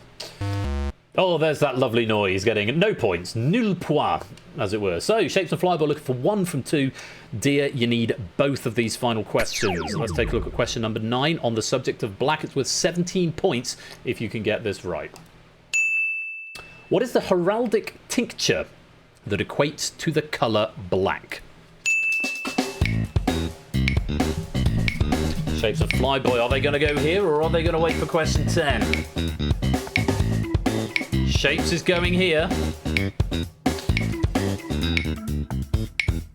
Dear knows they've got to go for it. Did they get it right? Correct answer. It's sable. Shapes did get the correct answer and banks 39 points. A deer in the headlights, you would now require 3 because neige is the wrong answer. And I'm afraid you're locked out. A ding and a burr. Flyboy, just 1 question left and you've got to get it in order to bank those points. Let's take a look at the question on white. White Day is a holiday celebrated on March the 14th that originated in which country in 1978?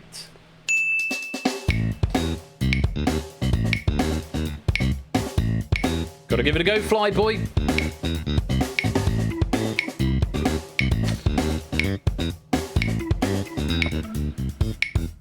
Going for a punt. The Hail Mary answer, was it the right one?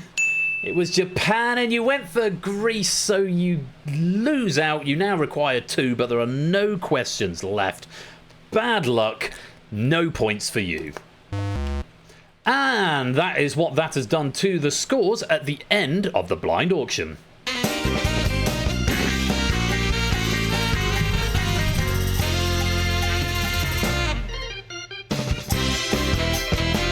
So yeah, Frontery, once you hit your target, then you still get locked out. You get the same lockout screen, I think, with possibly slightly different text as congratulations, you banked. But you still get locked out once you hit the target. But there might be a bug in the audience game where abstention is being treated as wrong. Apologies if I have overlooked that and that has affected your score. Huge apologies. It is the first time out with that round, so there were likely to be some teething issues. But Hot Seat Games seemed to go without a hitch, and Potato, if the potato got into government, now has the lead. Yeah, added to the delivery plan. Thanks, Dan.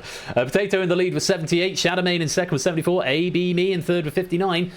Ben's got 57, Nando's on 53, as is Topper, Shape's on 50, Woollyback's on 43, CJ 31, Deer 25, Revenga on 15, and Flyboy on 12. Over in the audience game, still 23 players there. Pyro, Not a Cat, Let Me and Ben yet to score. Yoniak on 19, Kamikaze 43, Effrontery on 58, Marcini 61, Big Bird on 62, Bungle on 64, Moonraider on 85, Stilgar on 85. And to our top 12, Jonathan on 92, Google Ref 101, Happy 104, Brisbane 110, Cola 114, Fetch 118, Matt 120, Prugal That 125, Ralph 170, Stimpson's Angle 181, Clive into second with 183, and Ape into the lead with 206. Tadaru jogging, welcome both of you to the stream. Right. Well, it's all very exciting at Google That Towers, but there are still plenty of questions to come, and I think we should go on to the next round.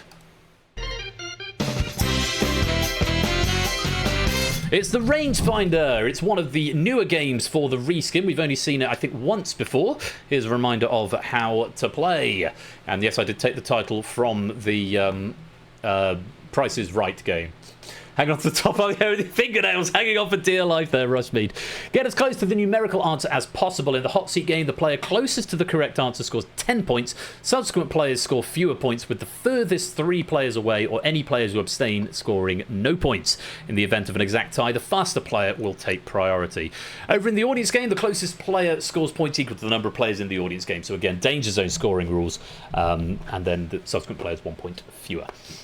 This, I think, was a little bit different last time. It might have been in groups. I've since taken that out. I can't remember if we've played it since then. So we'll find out, and hopefully it'll all just work. But it is no longer in groups. So all you've got to do is get as close to the answer as you can. Whoever gets the closest to the numerical answer will get the most points. So, fingers on devices. I'll read the question first, and then I think you've got 20 seconds, so you get an extra 5 seconds for this one, and I will read the question in full before unlocking. So, here's our first question in the rangefinder. And looking at Bungle, I'm hoping you get this, or get close to this one. According to a 2021 census by the Office for National Statistics in the UK, how many people stated they spoke Cornish as their main language? 20 seconds, good luck. And hello, David, Digital Dav 1D, welcome to the stream. According to a 2021 census by the Office for National Statistics in the UK, how many people stated they spoke Cornish as their main language? And that is time up. I can't remember the exact queuing for this, so I guess we'll find out. The correct answer, 567. And let's take a closer look at our player answers. 10 points going to Woollyback, who was 67 away. He's going for, I guess, going for 500 there. Very well done. Jogging, 8 away. No, 8 points, 657 away. AB Me, 1,433 away, plus 7.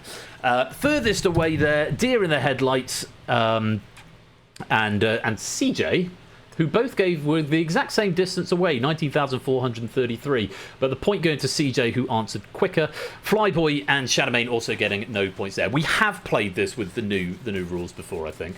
Yes, 567 was the correct answer, and Woollyback taking 10 points. Well played. On we go. Next question. Here's a nice, good classic relativity style question for you. How many days were there between the original US release of Star Wars Episode 4, A New Hope, and the general US release of Star Wars Episode 9, The Rise of Skywalker? Quick maths for you. 20 seconds, off you go.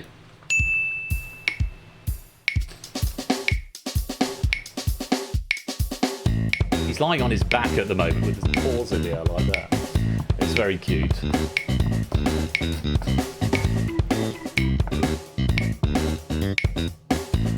Need an answer, Ben? Thank you. Okay, the correct answer. 15,550, and it was Topper who was closest, just 550 away. I guess going for 15,000, getting 10 points. Deer in the Headlights, 798 away, getting 8. Shadowmane, 1950 away, getting 7. Unfortunately, ABMe, Oni, and Nando, you were the furthest away. You get no points. I appreciate you can't really see the answers that they've put on there. I have got it on the list to maybe nix them, but it's just there for posterity in case someone wants to go back and watch the VOD and zoom in. But they are all here in my log, and it all seems to check out. Well done to Topper, taking 10 points there. Next question in the rangefinder, and apologies for how it ends up formatting the answer, because for this one, we're looking for a year. In what year did samurai officially stop wearing swords in Japan? 20 seconds.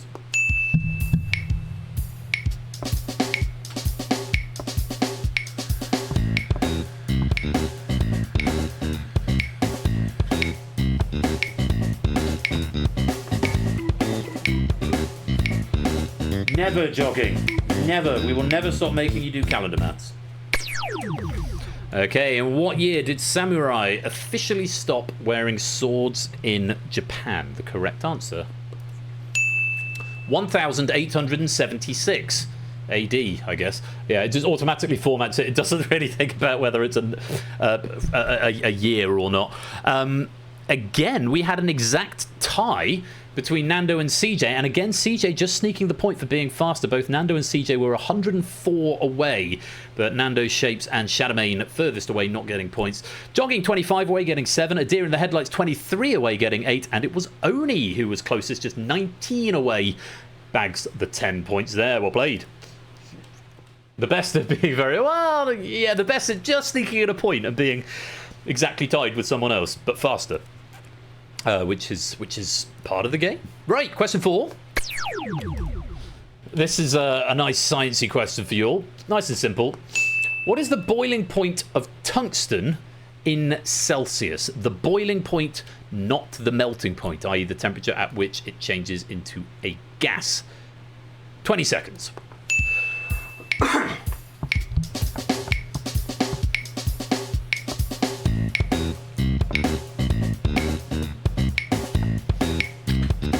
Boiling point of tungsten in degrees Celsius.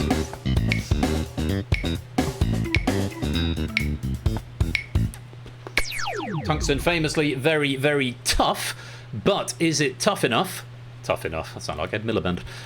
What temperature does it turn into a gas, or from a liquid to a gas? That's what boiling is. The correct answer. 5,930 degrees Celsius is the answer. Shadow, Topper, and CJ were the furthest away there. Woollyback was... Oh, now this is interesting, because Woollyback, Nando, and Shapes all said the exact same answer. They were all 570 away.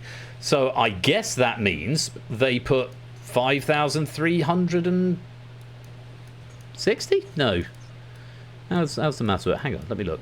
Shapes, Nando, and Woollyback. Shapes. So Nando, 6,500. So Nando went 6,500. Shapes went 6,500. Woollyback, yeah, okay, that makes more sense. So I figured it was probably a round number. I was going to say that seems an oddly specific number for 3 of you to go for. But yes, it was Shapes who got how many points?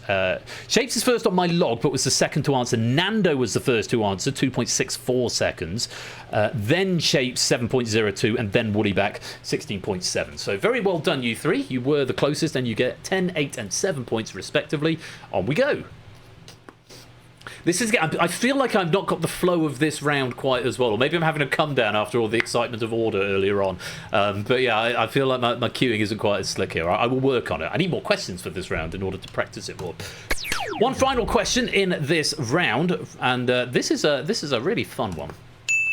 At the time of writing, which was, or the time of checking, which was about 6:45 this evening, how many times is William Shakespeare quoted in the Oxford English Dictionary? How many times is William Shakespeare quoted in the Oxford English Dictionary? 20 seconds, off you go.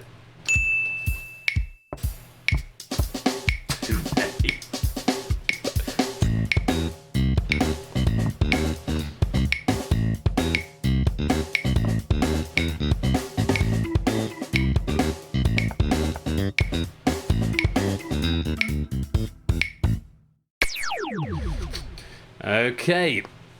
Some of us are quite a long way off. Some of us are in the right sort of ballpark. The correct answer,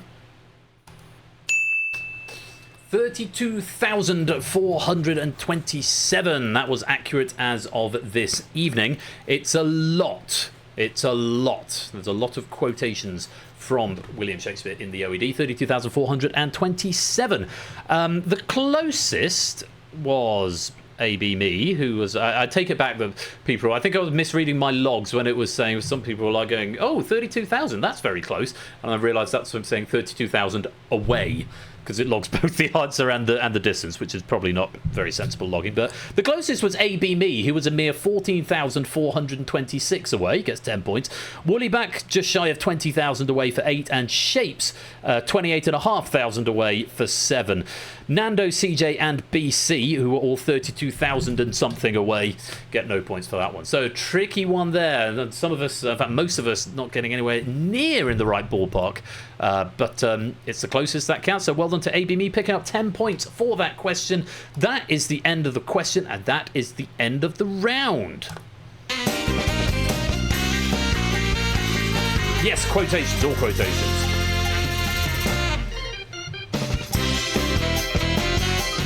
And Potato becomes the first player to break 100 on our hot seat leaderboard tonight.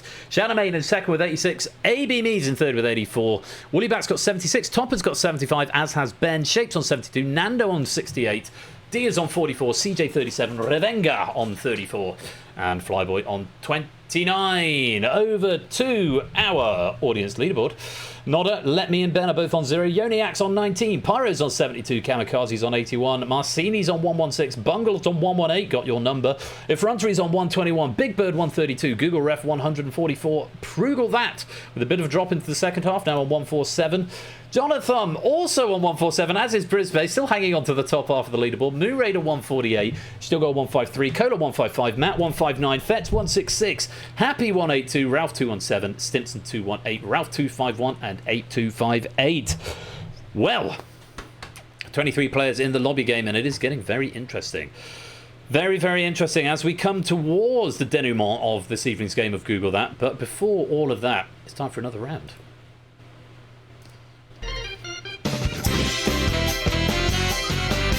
It's Heist is up next, a reminder of how to play. You'll be assigned an opponent at random, and then a category will be revealed. If there are an odd number of players in the audience game, one player will not have an opponent, which there are tonight. I think it's the first time it's happened. So there'll be an odd, one player won't have an opponent. You then got to bid from 1 to 5 based on the category and answer the question.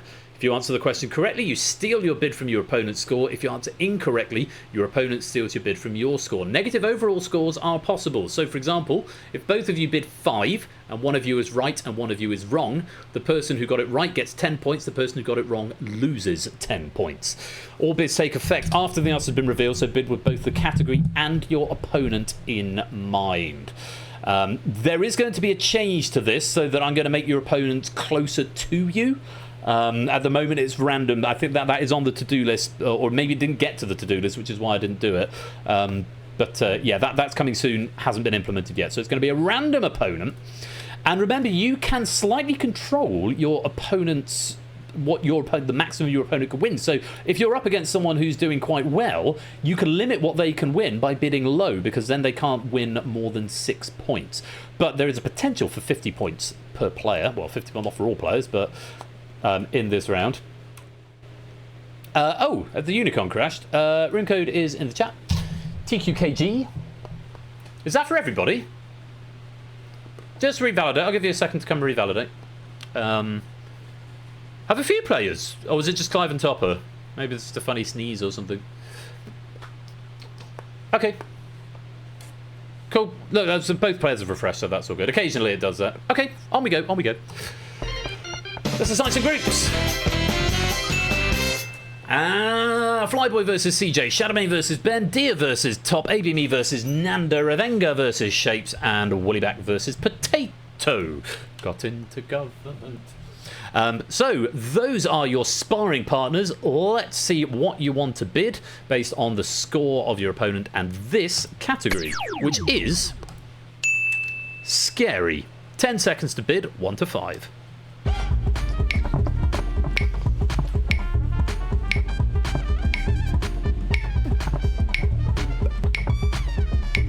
All bids locked in. Let's see where they've wagered. Flyboy going 1, CJ going 2. Shadowmane going for 4, Ben going for 2, Dia going for 1, Topper going for 5. So that could be an interesting dynamic. If Dia's right and Topper's wrong, that could be very... But Dia, unless Topper's wrong, you're going to lose quite a few points here, no matter what happens. ABME going for 3, Nando for 5, Revenga for 5, Shapes for 3, and Woollybat for 5, and Potato for 2. Subject is scary. Let's take a look at the question. 15 seconds. Which horror film franchise's antagonists are all voiced by Roger L. Jackson?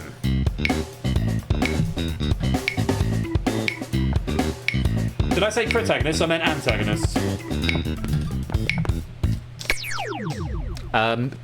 Note, need an extra queue in heist between display queue and run queue.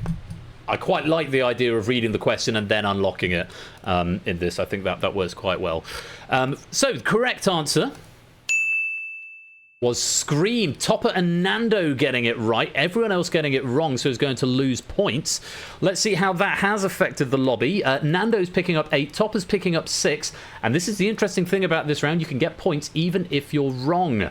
Only picking up 3, Shapes and BC picking up 2, Flyboy and CJ... Flyboy picking up 1, all despite wrong answers. CJ losing 1, Jogging losing 2, Shadowmane losing 2, Woollybat losing 3, Dia losing 6, and ABME losing 8.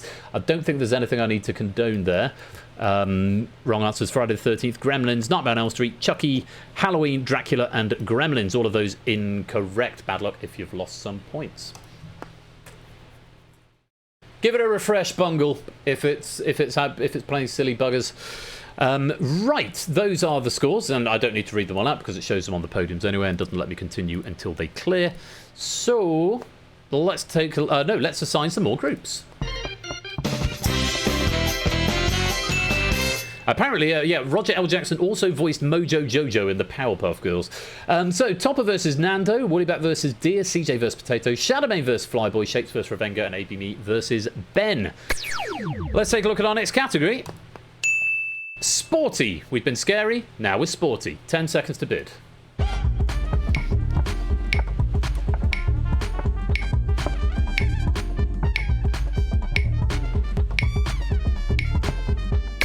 And a default bid from Dia there, by the looks of it. So it's a 5 versus 1 for Woollybat versus Dia, 4 versus 5 for Topper and Nando, 2 versus 5 for CJ and Potato, 2 versus 1 for Shadowmane Flyboy, Shapes and Revenga both going for 5, and ABME and Ben going for 5 and 4. So, a question on Sporty. Let's see how we get on. Take a look at this. Turkish Olympian Yusuf Dikec, nicknamed Uncle Free-to-Play on Japanese social media, is a silver medalist in which sport?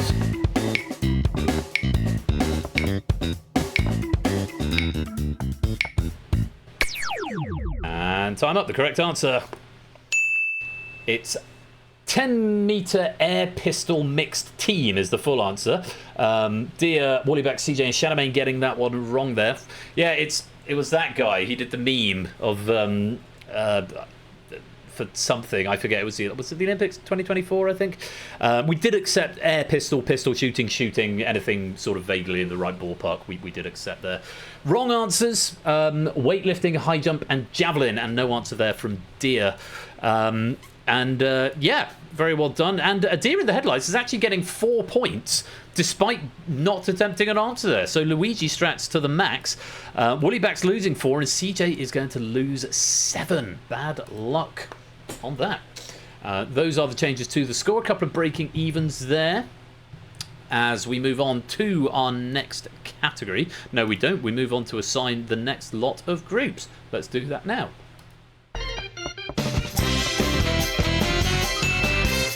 Shapes versus Ben, CJ versus Ravenga, AB Me versus Flyboy, Shadowmane versus Woollyback, Nando versus Topper, and Dia versus Potato. Sounds delicious. Let's take a look at the category. We've had Scary, we've had Sporty, and now it's Baby. Doesn't display at risk towards clothes. I might need to get you to unpick that a bit more, Brisbane, a bit. Baby is the category. Here is your chance to bid 1 to 5.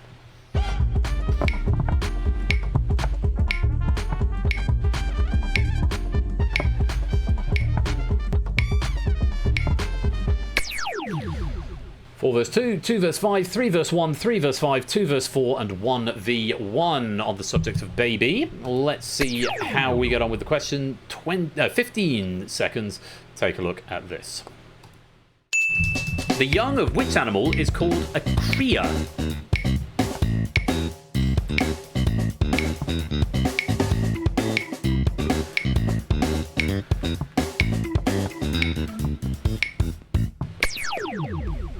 Oh, my log has stopped logging, rather annoying. I need to clear it down. The correct answer, it's an alpaca. We accepted llama, vicuña, or guanaco, but alpaca or llama? It is a saucy question. I can't see exactly who got it right and wrong. I'm going to have to read off the things up here. Walrus, crow, lemur, goose, crow, capybara, sloth, ostrich, and pelican. All of those are incorrect. But because of how the game works, CJ picks up 3, Nando and Shadowmane pick up 2, as does BC, as does Flyboy, Deer and Oni breaking even, AB Me, Shapes, Topper, Woollybat losing 2, and Jogging losing 3. Sees X bids 5, Y bid 3, read by the Hostmans. Oh, I see, Brisbane. Yeah, I will. Thank you for noting that. I'll look to add that in. Right, 2 more questions in this round. Let's assign the groups. Okay, Ben versus Ravenga, Dia versus Nando, CJ versus Shapes, Flyboy versus Potato, Woollyback versus AB Me, and Topper versus Shadowmane. The category is Ginger. 10 seconds to get in a bid, 1 to 5.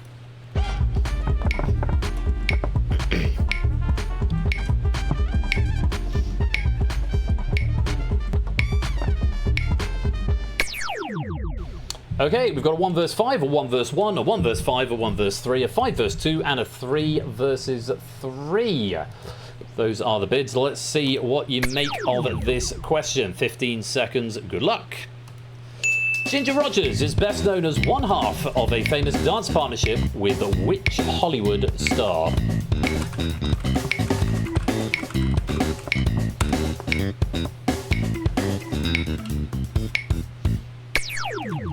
And the correct answer, Fred Astaire was the answer. Ginger Rogers and Fred Astaire. Wrong answers from Dia, Topper, and Shadowmane. Topper and Shadowmane are going to break even. Dia's just going to lose 2 points. Shadowmane and Topper both going for Hammerstein.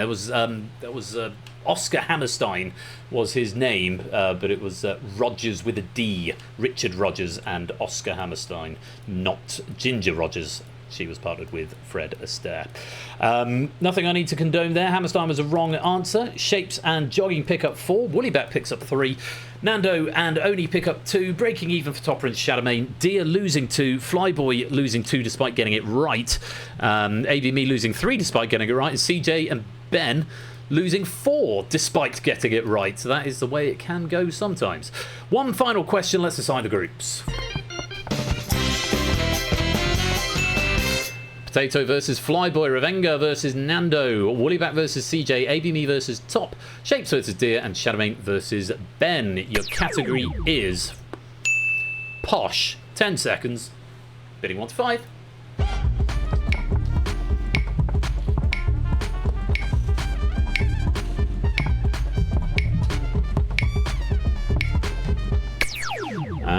Okie dokie. 2 verse 3, 5 verse 3, 5 verse 1, 3 verse 3, 5 verse 1, and 3 verses 2. Let's see what you can do with this final question of the round on Posh. Take a look. Which part of King Charles III's coronation was altered to be more animal friendly?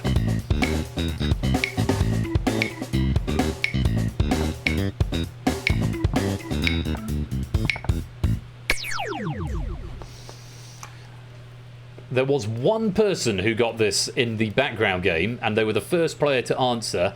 Everyone else, according to my log, I will double check, has got it wrong.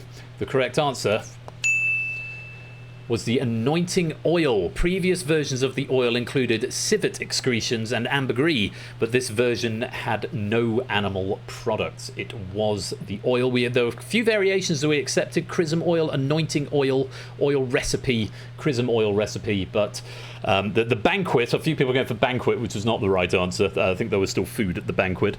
Speech, the badger culling, from jogging there. Fox hunting, parade, the bit where they didn't shoot the corgis, dinner, horses, and banquet. All of those incorrect answers. So, those are the final changes to the score. Dia picking up 4, despite, I think, being AFK for this round. CJ picking up 4, Nando picking up 2, Oni and BC getting 1, AB, me and Topper breaking even. Shadowmane and Flyboy losing 1, Jogging losing 2, Shapes and Woodybat losing 4. That is the end of the question and the end of the round. Let's check out the scores going into the final. Protecting Andrew.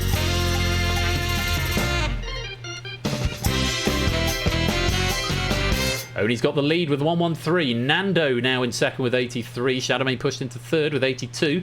Topper's got 78. Ben's got 75. AB, me, and Shapes both on 72. Woollyback's on 66. Dia's got 44. CJ and Flyboy on 32. And Revenga on 31. But it is not over yet. We could still have a last-minute steal. Over in the audience game, Sam's actually gone into negative figures now, -2. Notta on 15, Yoniak 17, Pyro 53, Kamikaze 83, Bungle 102, Marcini 121, Effrontery 122, Matt's on 129, Brisbane 140, Jonathan sneaks into the second half of the board with 141. Proog's back into the top half with 142, Big Bird 144, Moon Raider 151, still got 157, Matt 160, Fetz 171, Cola 171, Happy 183, Stimson 209, Ralph in third now with 224, Clive with 243, and Ape still leading with 274, but there is one more round. Yes, we have had 6 rounds in Google that this evening. It has been an extended game because it can do that now, but there is one more round which could make all the difference, and well, I hope you have a happy ending because it's time for the big finish. Quick readout of how to do this. Bid from 0 up to your current score based on the category and then answer the puzzle-based question.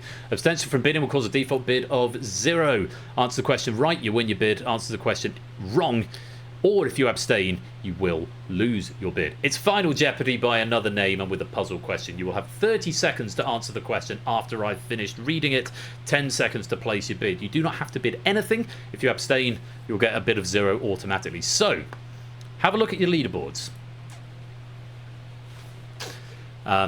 Should there be a sound effect there? No, it's on the next one when I load category, I think. Yes, when the clock loads in. Yes.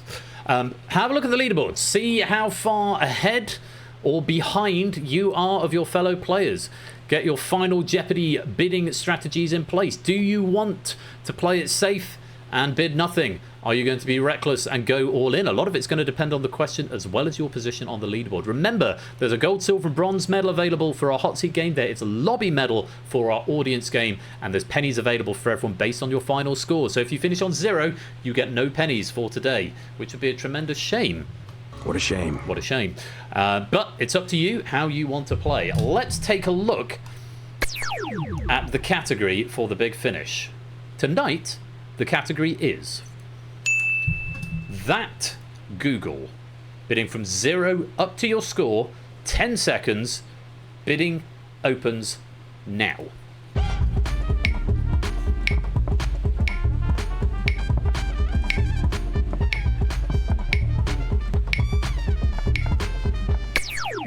Everyone getting a bid, and apart from Dia, who I believe is AFK, who will get a bid of 0 by default. And I can tell you there are some very interesting bids. But let's have a closer look at those in a moment. For now, let's load the question. You have got 30 seconds from when I finish reading the question to answer this puzzle. Good luck to you all. Here is the big finish question. Waterway Artificial and Idearan, Persona features also that palindrome in Named is Country Which.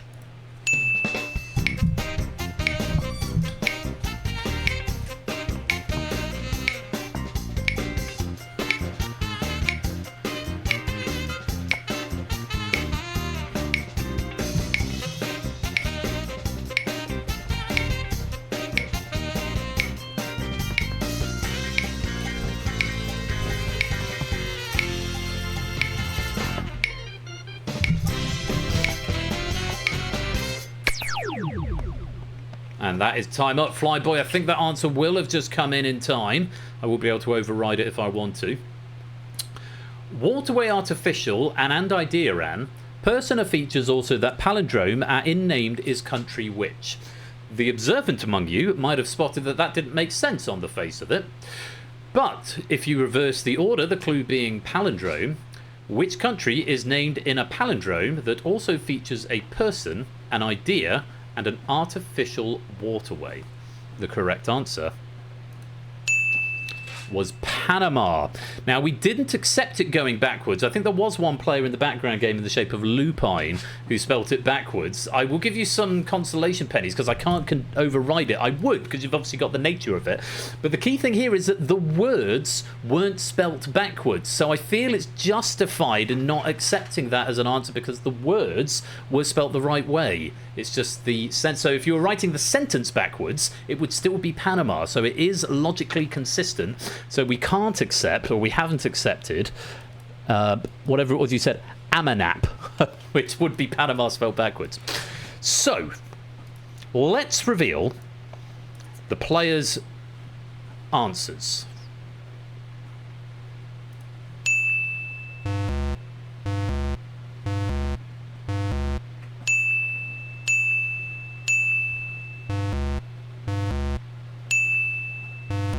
Exactly half getting it right. 6 getting it right and 6 getting it wrong. Nando Topper Shapes.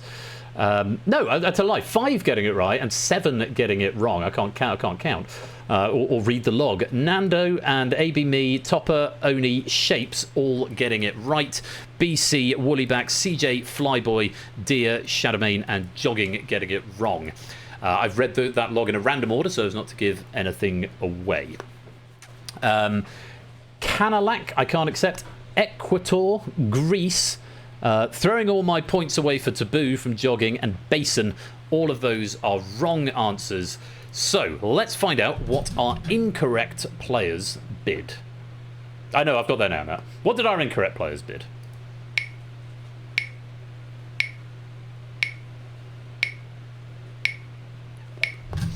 Relatively conservative bidding there. Dia, CJ and Ben all losing nothing. Flyboy just losing the 1. Shadowmane also losing nothing. Woollybat losing 26. Revenga losing 31. That is unfortunate. Well, let's see what our correct players bid.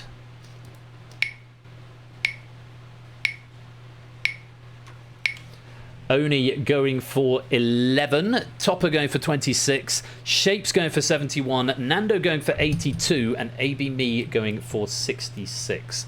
So, one final button to press. We will take your forfeit or add your winnings onto your total score, and let's find out who our Google That champion is tonight.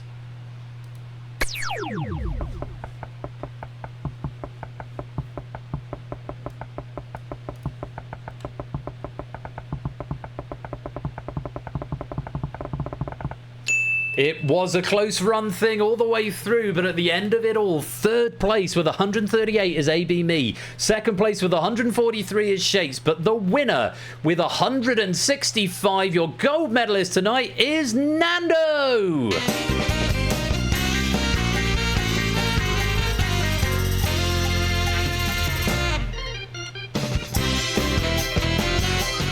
Good game, everybody. It's Nando taking the gold with 165. Shapes picks up the silver with 143. And AB Me gets the bronze with 138. Everybody going home with some points apart from Revenga, who finishes with 0. That's very, very sad. But I hope you had fun all the same, Jogging. And very well done to everyone else finishing with points there. We'll pay those out in pennies in just a moment. Over in the audience leaderboard, let's see who's top of the shop. Oh, Bungle! Bungle going all in and obviously not having a very good time, finishing on 0. Likewise, Pyro, Stimpson and Stilgar not managing to drop below Samster, who I think has been AFK and lost points in Heist.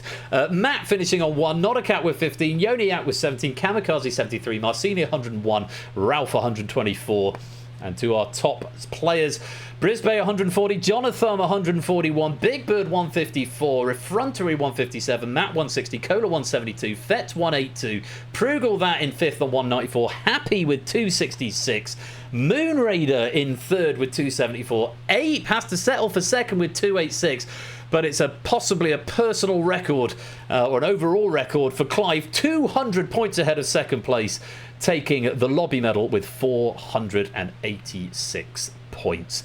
Very well done, Clive, indeed. Lobby medal to you. And, of course, all of those points will be converted into pennies. Can I extend my thanks to JR Plays Games for a wonderful, clever, funny, charming, challenging and overall delightful pack of Google That. It was really good fun to go through that and do the proofing with you, JR. And I thank you for your forbearance in a little back and forth that we had.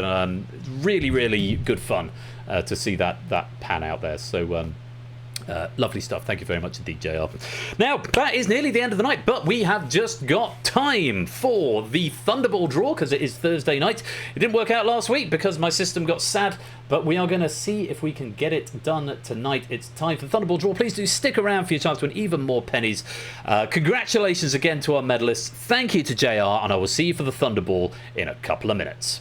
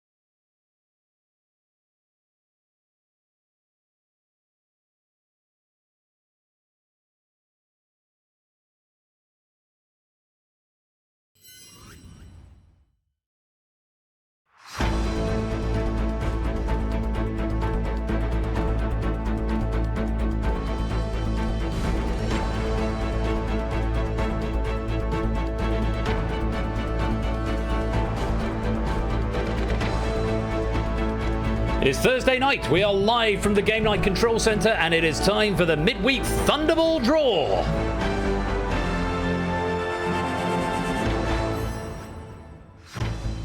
And DXVF is the code you need if you want to join the Thunderball. Unicorn, room code right there.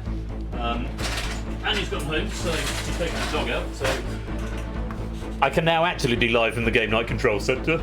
Come and join for your chance to win some final bonus pennies. I think we're probably going to go raid Hards if he's still going in a bit. Tips Tune is doing Jackbox Pie. No, we'll raid Hards. We'll go give him some love. He's been poorly recently, so we'll go give him some love. Please do come and join the Thunderball. 27 of you in so far. I want to join the Thunderball as well. I'm going to join the Thunderball. Oh, my Watch Live button has gone purple. How fun. What do I want? Universal Controller. Right. I've got some raid messages lined up, potentially. So I'll pick my favourite in a minute. And, of course, pennies for the best one. And honourable mentions also getting consolation pennies. Right. Lucky dip for all. There we go. Oh, God, I've got the Thunderball light at 10. Oh, it's only twice. That's fine. Right. 34 of you in. I'll give you a few more seconds to come and join, and then we'll draw those big money balls, and it will be very exciting. 2 machines tonight, of course, the blue balls in the first machine, the red in the second, the red of the Thunderballs, of course. Can I thank you all once again for coming to join us tonight? If you're returning visitor, it's always lovely to have you back, and I appreciate your support. If you're new, you're very welcome, and I hope you've had a good time. Do give us a follow, and don't forget, you can come and join the Discord if you want to come hang out and find out all about the schedule and what's coming up soon, and chip in on feedback, potentially write some questions. If you want to do that, Discord would be there. And to all of my friends who've joined from work today, lovely to see you all. Thanks for stopping by, and welcome back anytime. I've enjoyed the banter very much, and I look forward to reading the 100 plus unread messages on the work chat group. That would be very fun. Just a reminder that I am back on Saturday. We've got Distinction by Lupine, we've got Crossfire by BC, and we've got Apex by Clive of Legend. That's this Saturday, the 28th of February, 8 p.m, twitch.tv/royal_flush. If you're just here for the weeknight stream, I'm back next Thursday as well. The Purge is down on paper. That might turn into Cryptex again because I've got half a Cryptex pack ready to go, and I haven't got a writer assigned for it, and it sort of slipped my mind, and now it's here. So it might be the Purge, it might be Cryptex, it might be something else, it might be a conglomeration of things. But we've definitely got The Abyss by Colin next Thursday, so do come along for that. And of course, in the intervening time, our great friend Ash the Bash is going to be here Wednesday night at 8 o'clock. He's back with his quiz night streams, which are all really good fun. So do go give him a follow if you're not doing so already. Ben's work friends, does he seem like the type who would photocopy his bottom? You don't have to answer that, colleagues. You do have a lot to say, but it's lovely to have you here. Right, let's just give it to the end of this loop. We've got 37 of you in the lobby. Now, people. Yeah, that's probably true. 37 of you in the lobby, and I think that is long enough. Okay, let's start the machine. Reminder of the Thunderball payouts. If you just match the Thunderball, it's worth 100 pennies. If you do the Thunderball with one number, it's worth 500 pennies, and then escalated from there. Maximum of 50,000 if you can match 5 numbers and the Thunderball on one of your 10 lines tonight. That's what you're playing for. Let's release those big money balls.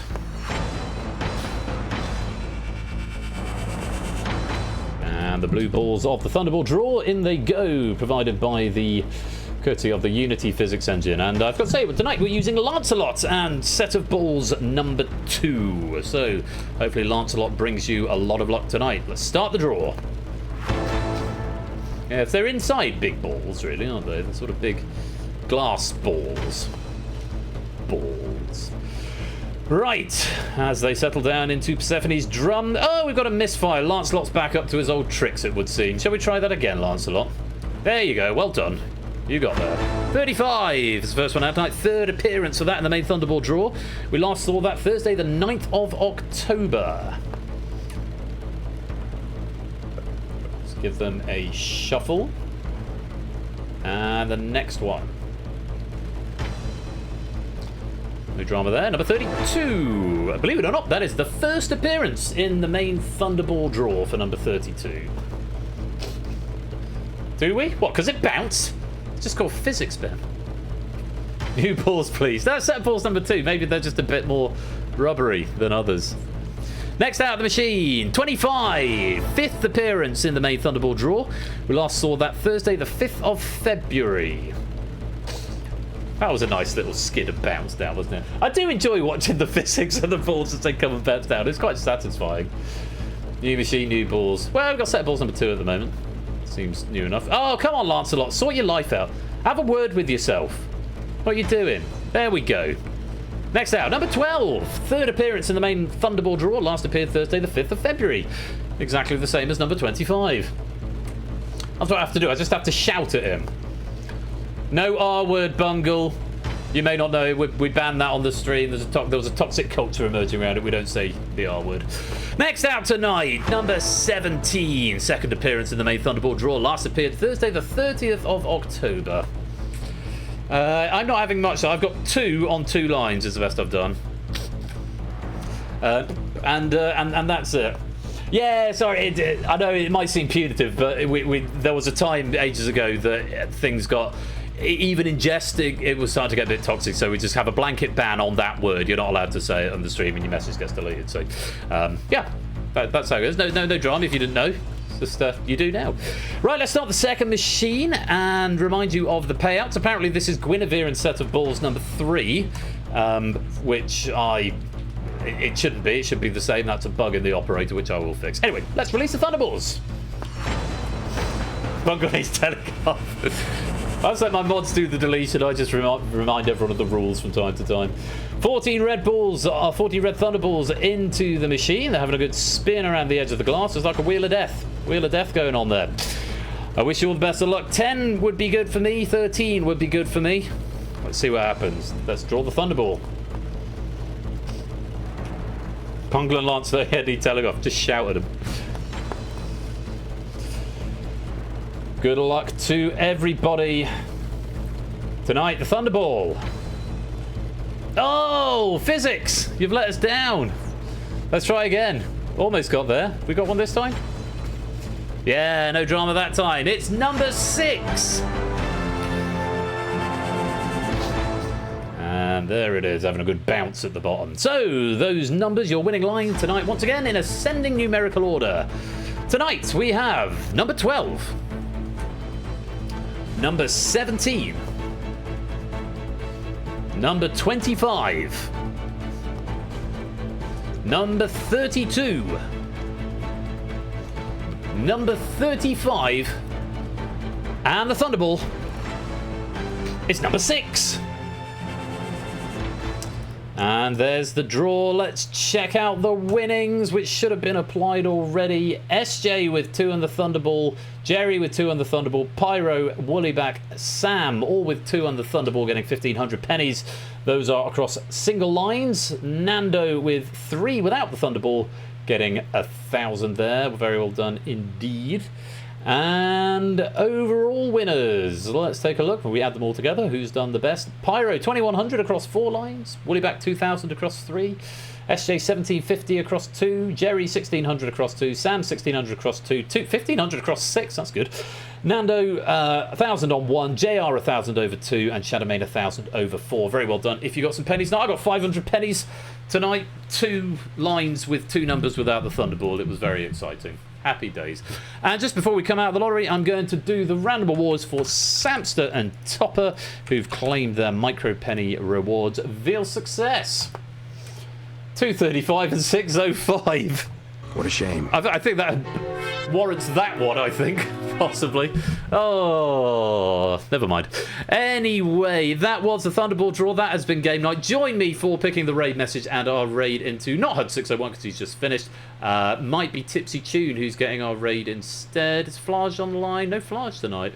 We're going to Tipsy Tune. They're doing Jackbox stuff and we raided them, or Ash raided them last night, and they seemed pretty on point. So let's go say hi to Tipsy Tune and say something funny. Join me for that raid message selection in just a minute.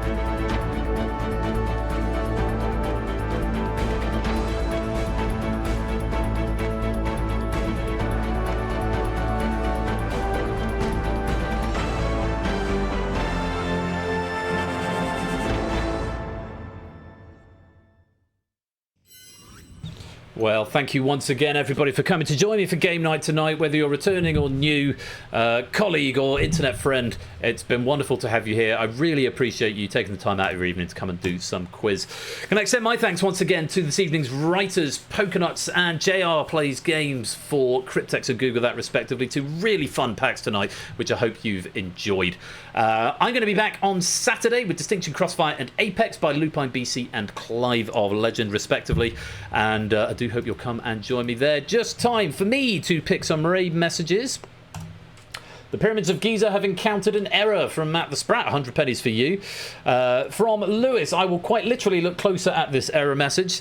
From Brisbane, it's time to play. Escape R, escape N. Even Buddhist monks have stray new lines from Matt the Ref. Boris Johnsonic the Hedgehog by Oni, which is a wonderful Cryptex puzzle, which I don't think was in Cryptex tonight, but I might nick that. Oh, that would make for quite a chunky Cryptex, though, wouldn't it? From Matt the Sprat, Artillery is Geordie Battlefield strategy. From the Lupine One, congratulations to Mrs. White and Mrs. Peacock on their marriage. From Priggs, dog flap required in the green screen. From Brisbane, we are ridiculous animals. Horrid dog hairs from Jerry Ellis. Google Combat from Kamikaze. Bungle and Lancelot need telling off by Lewis, which leaves me with just 3, and they're all very, very good. And I haven't yet decided what I'm going to do. I think 8 Minky gets consolation for Stay There and Do Nothing. Because remember, these are also the episode title and will be immortalised forever on the VOD channel, as well as being the raid message. Stay There and Do Nothing did tickle me. I've got it down to 2. One's from Oni, one's from Lupine. I'm aware one of them is something that I said, but I think I'm going to go for Lupine. So, Oni, consolation pennies for you for press X to JSON. That's a good one. Very good one. But it is going to Lupine 1 tonight. It's going to be our raid message. Crisis in Plopland, because we did have a bit of a crisis at the beginning.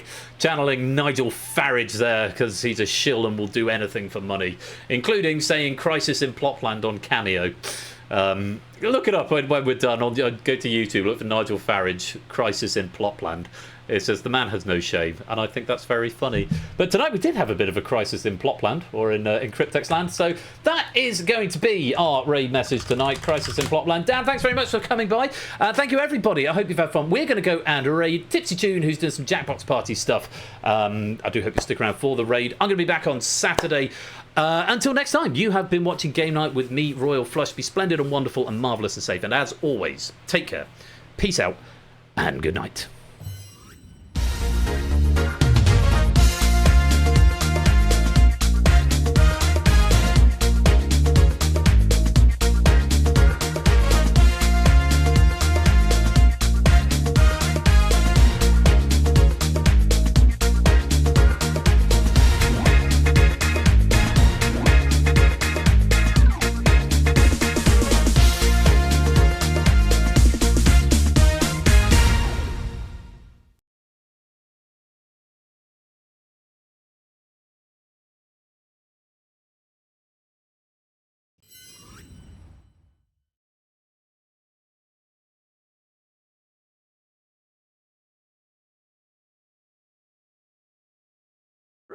That's it.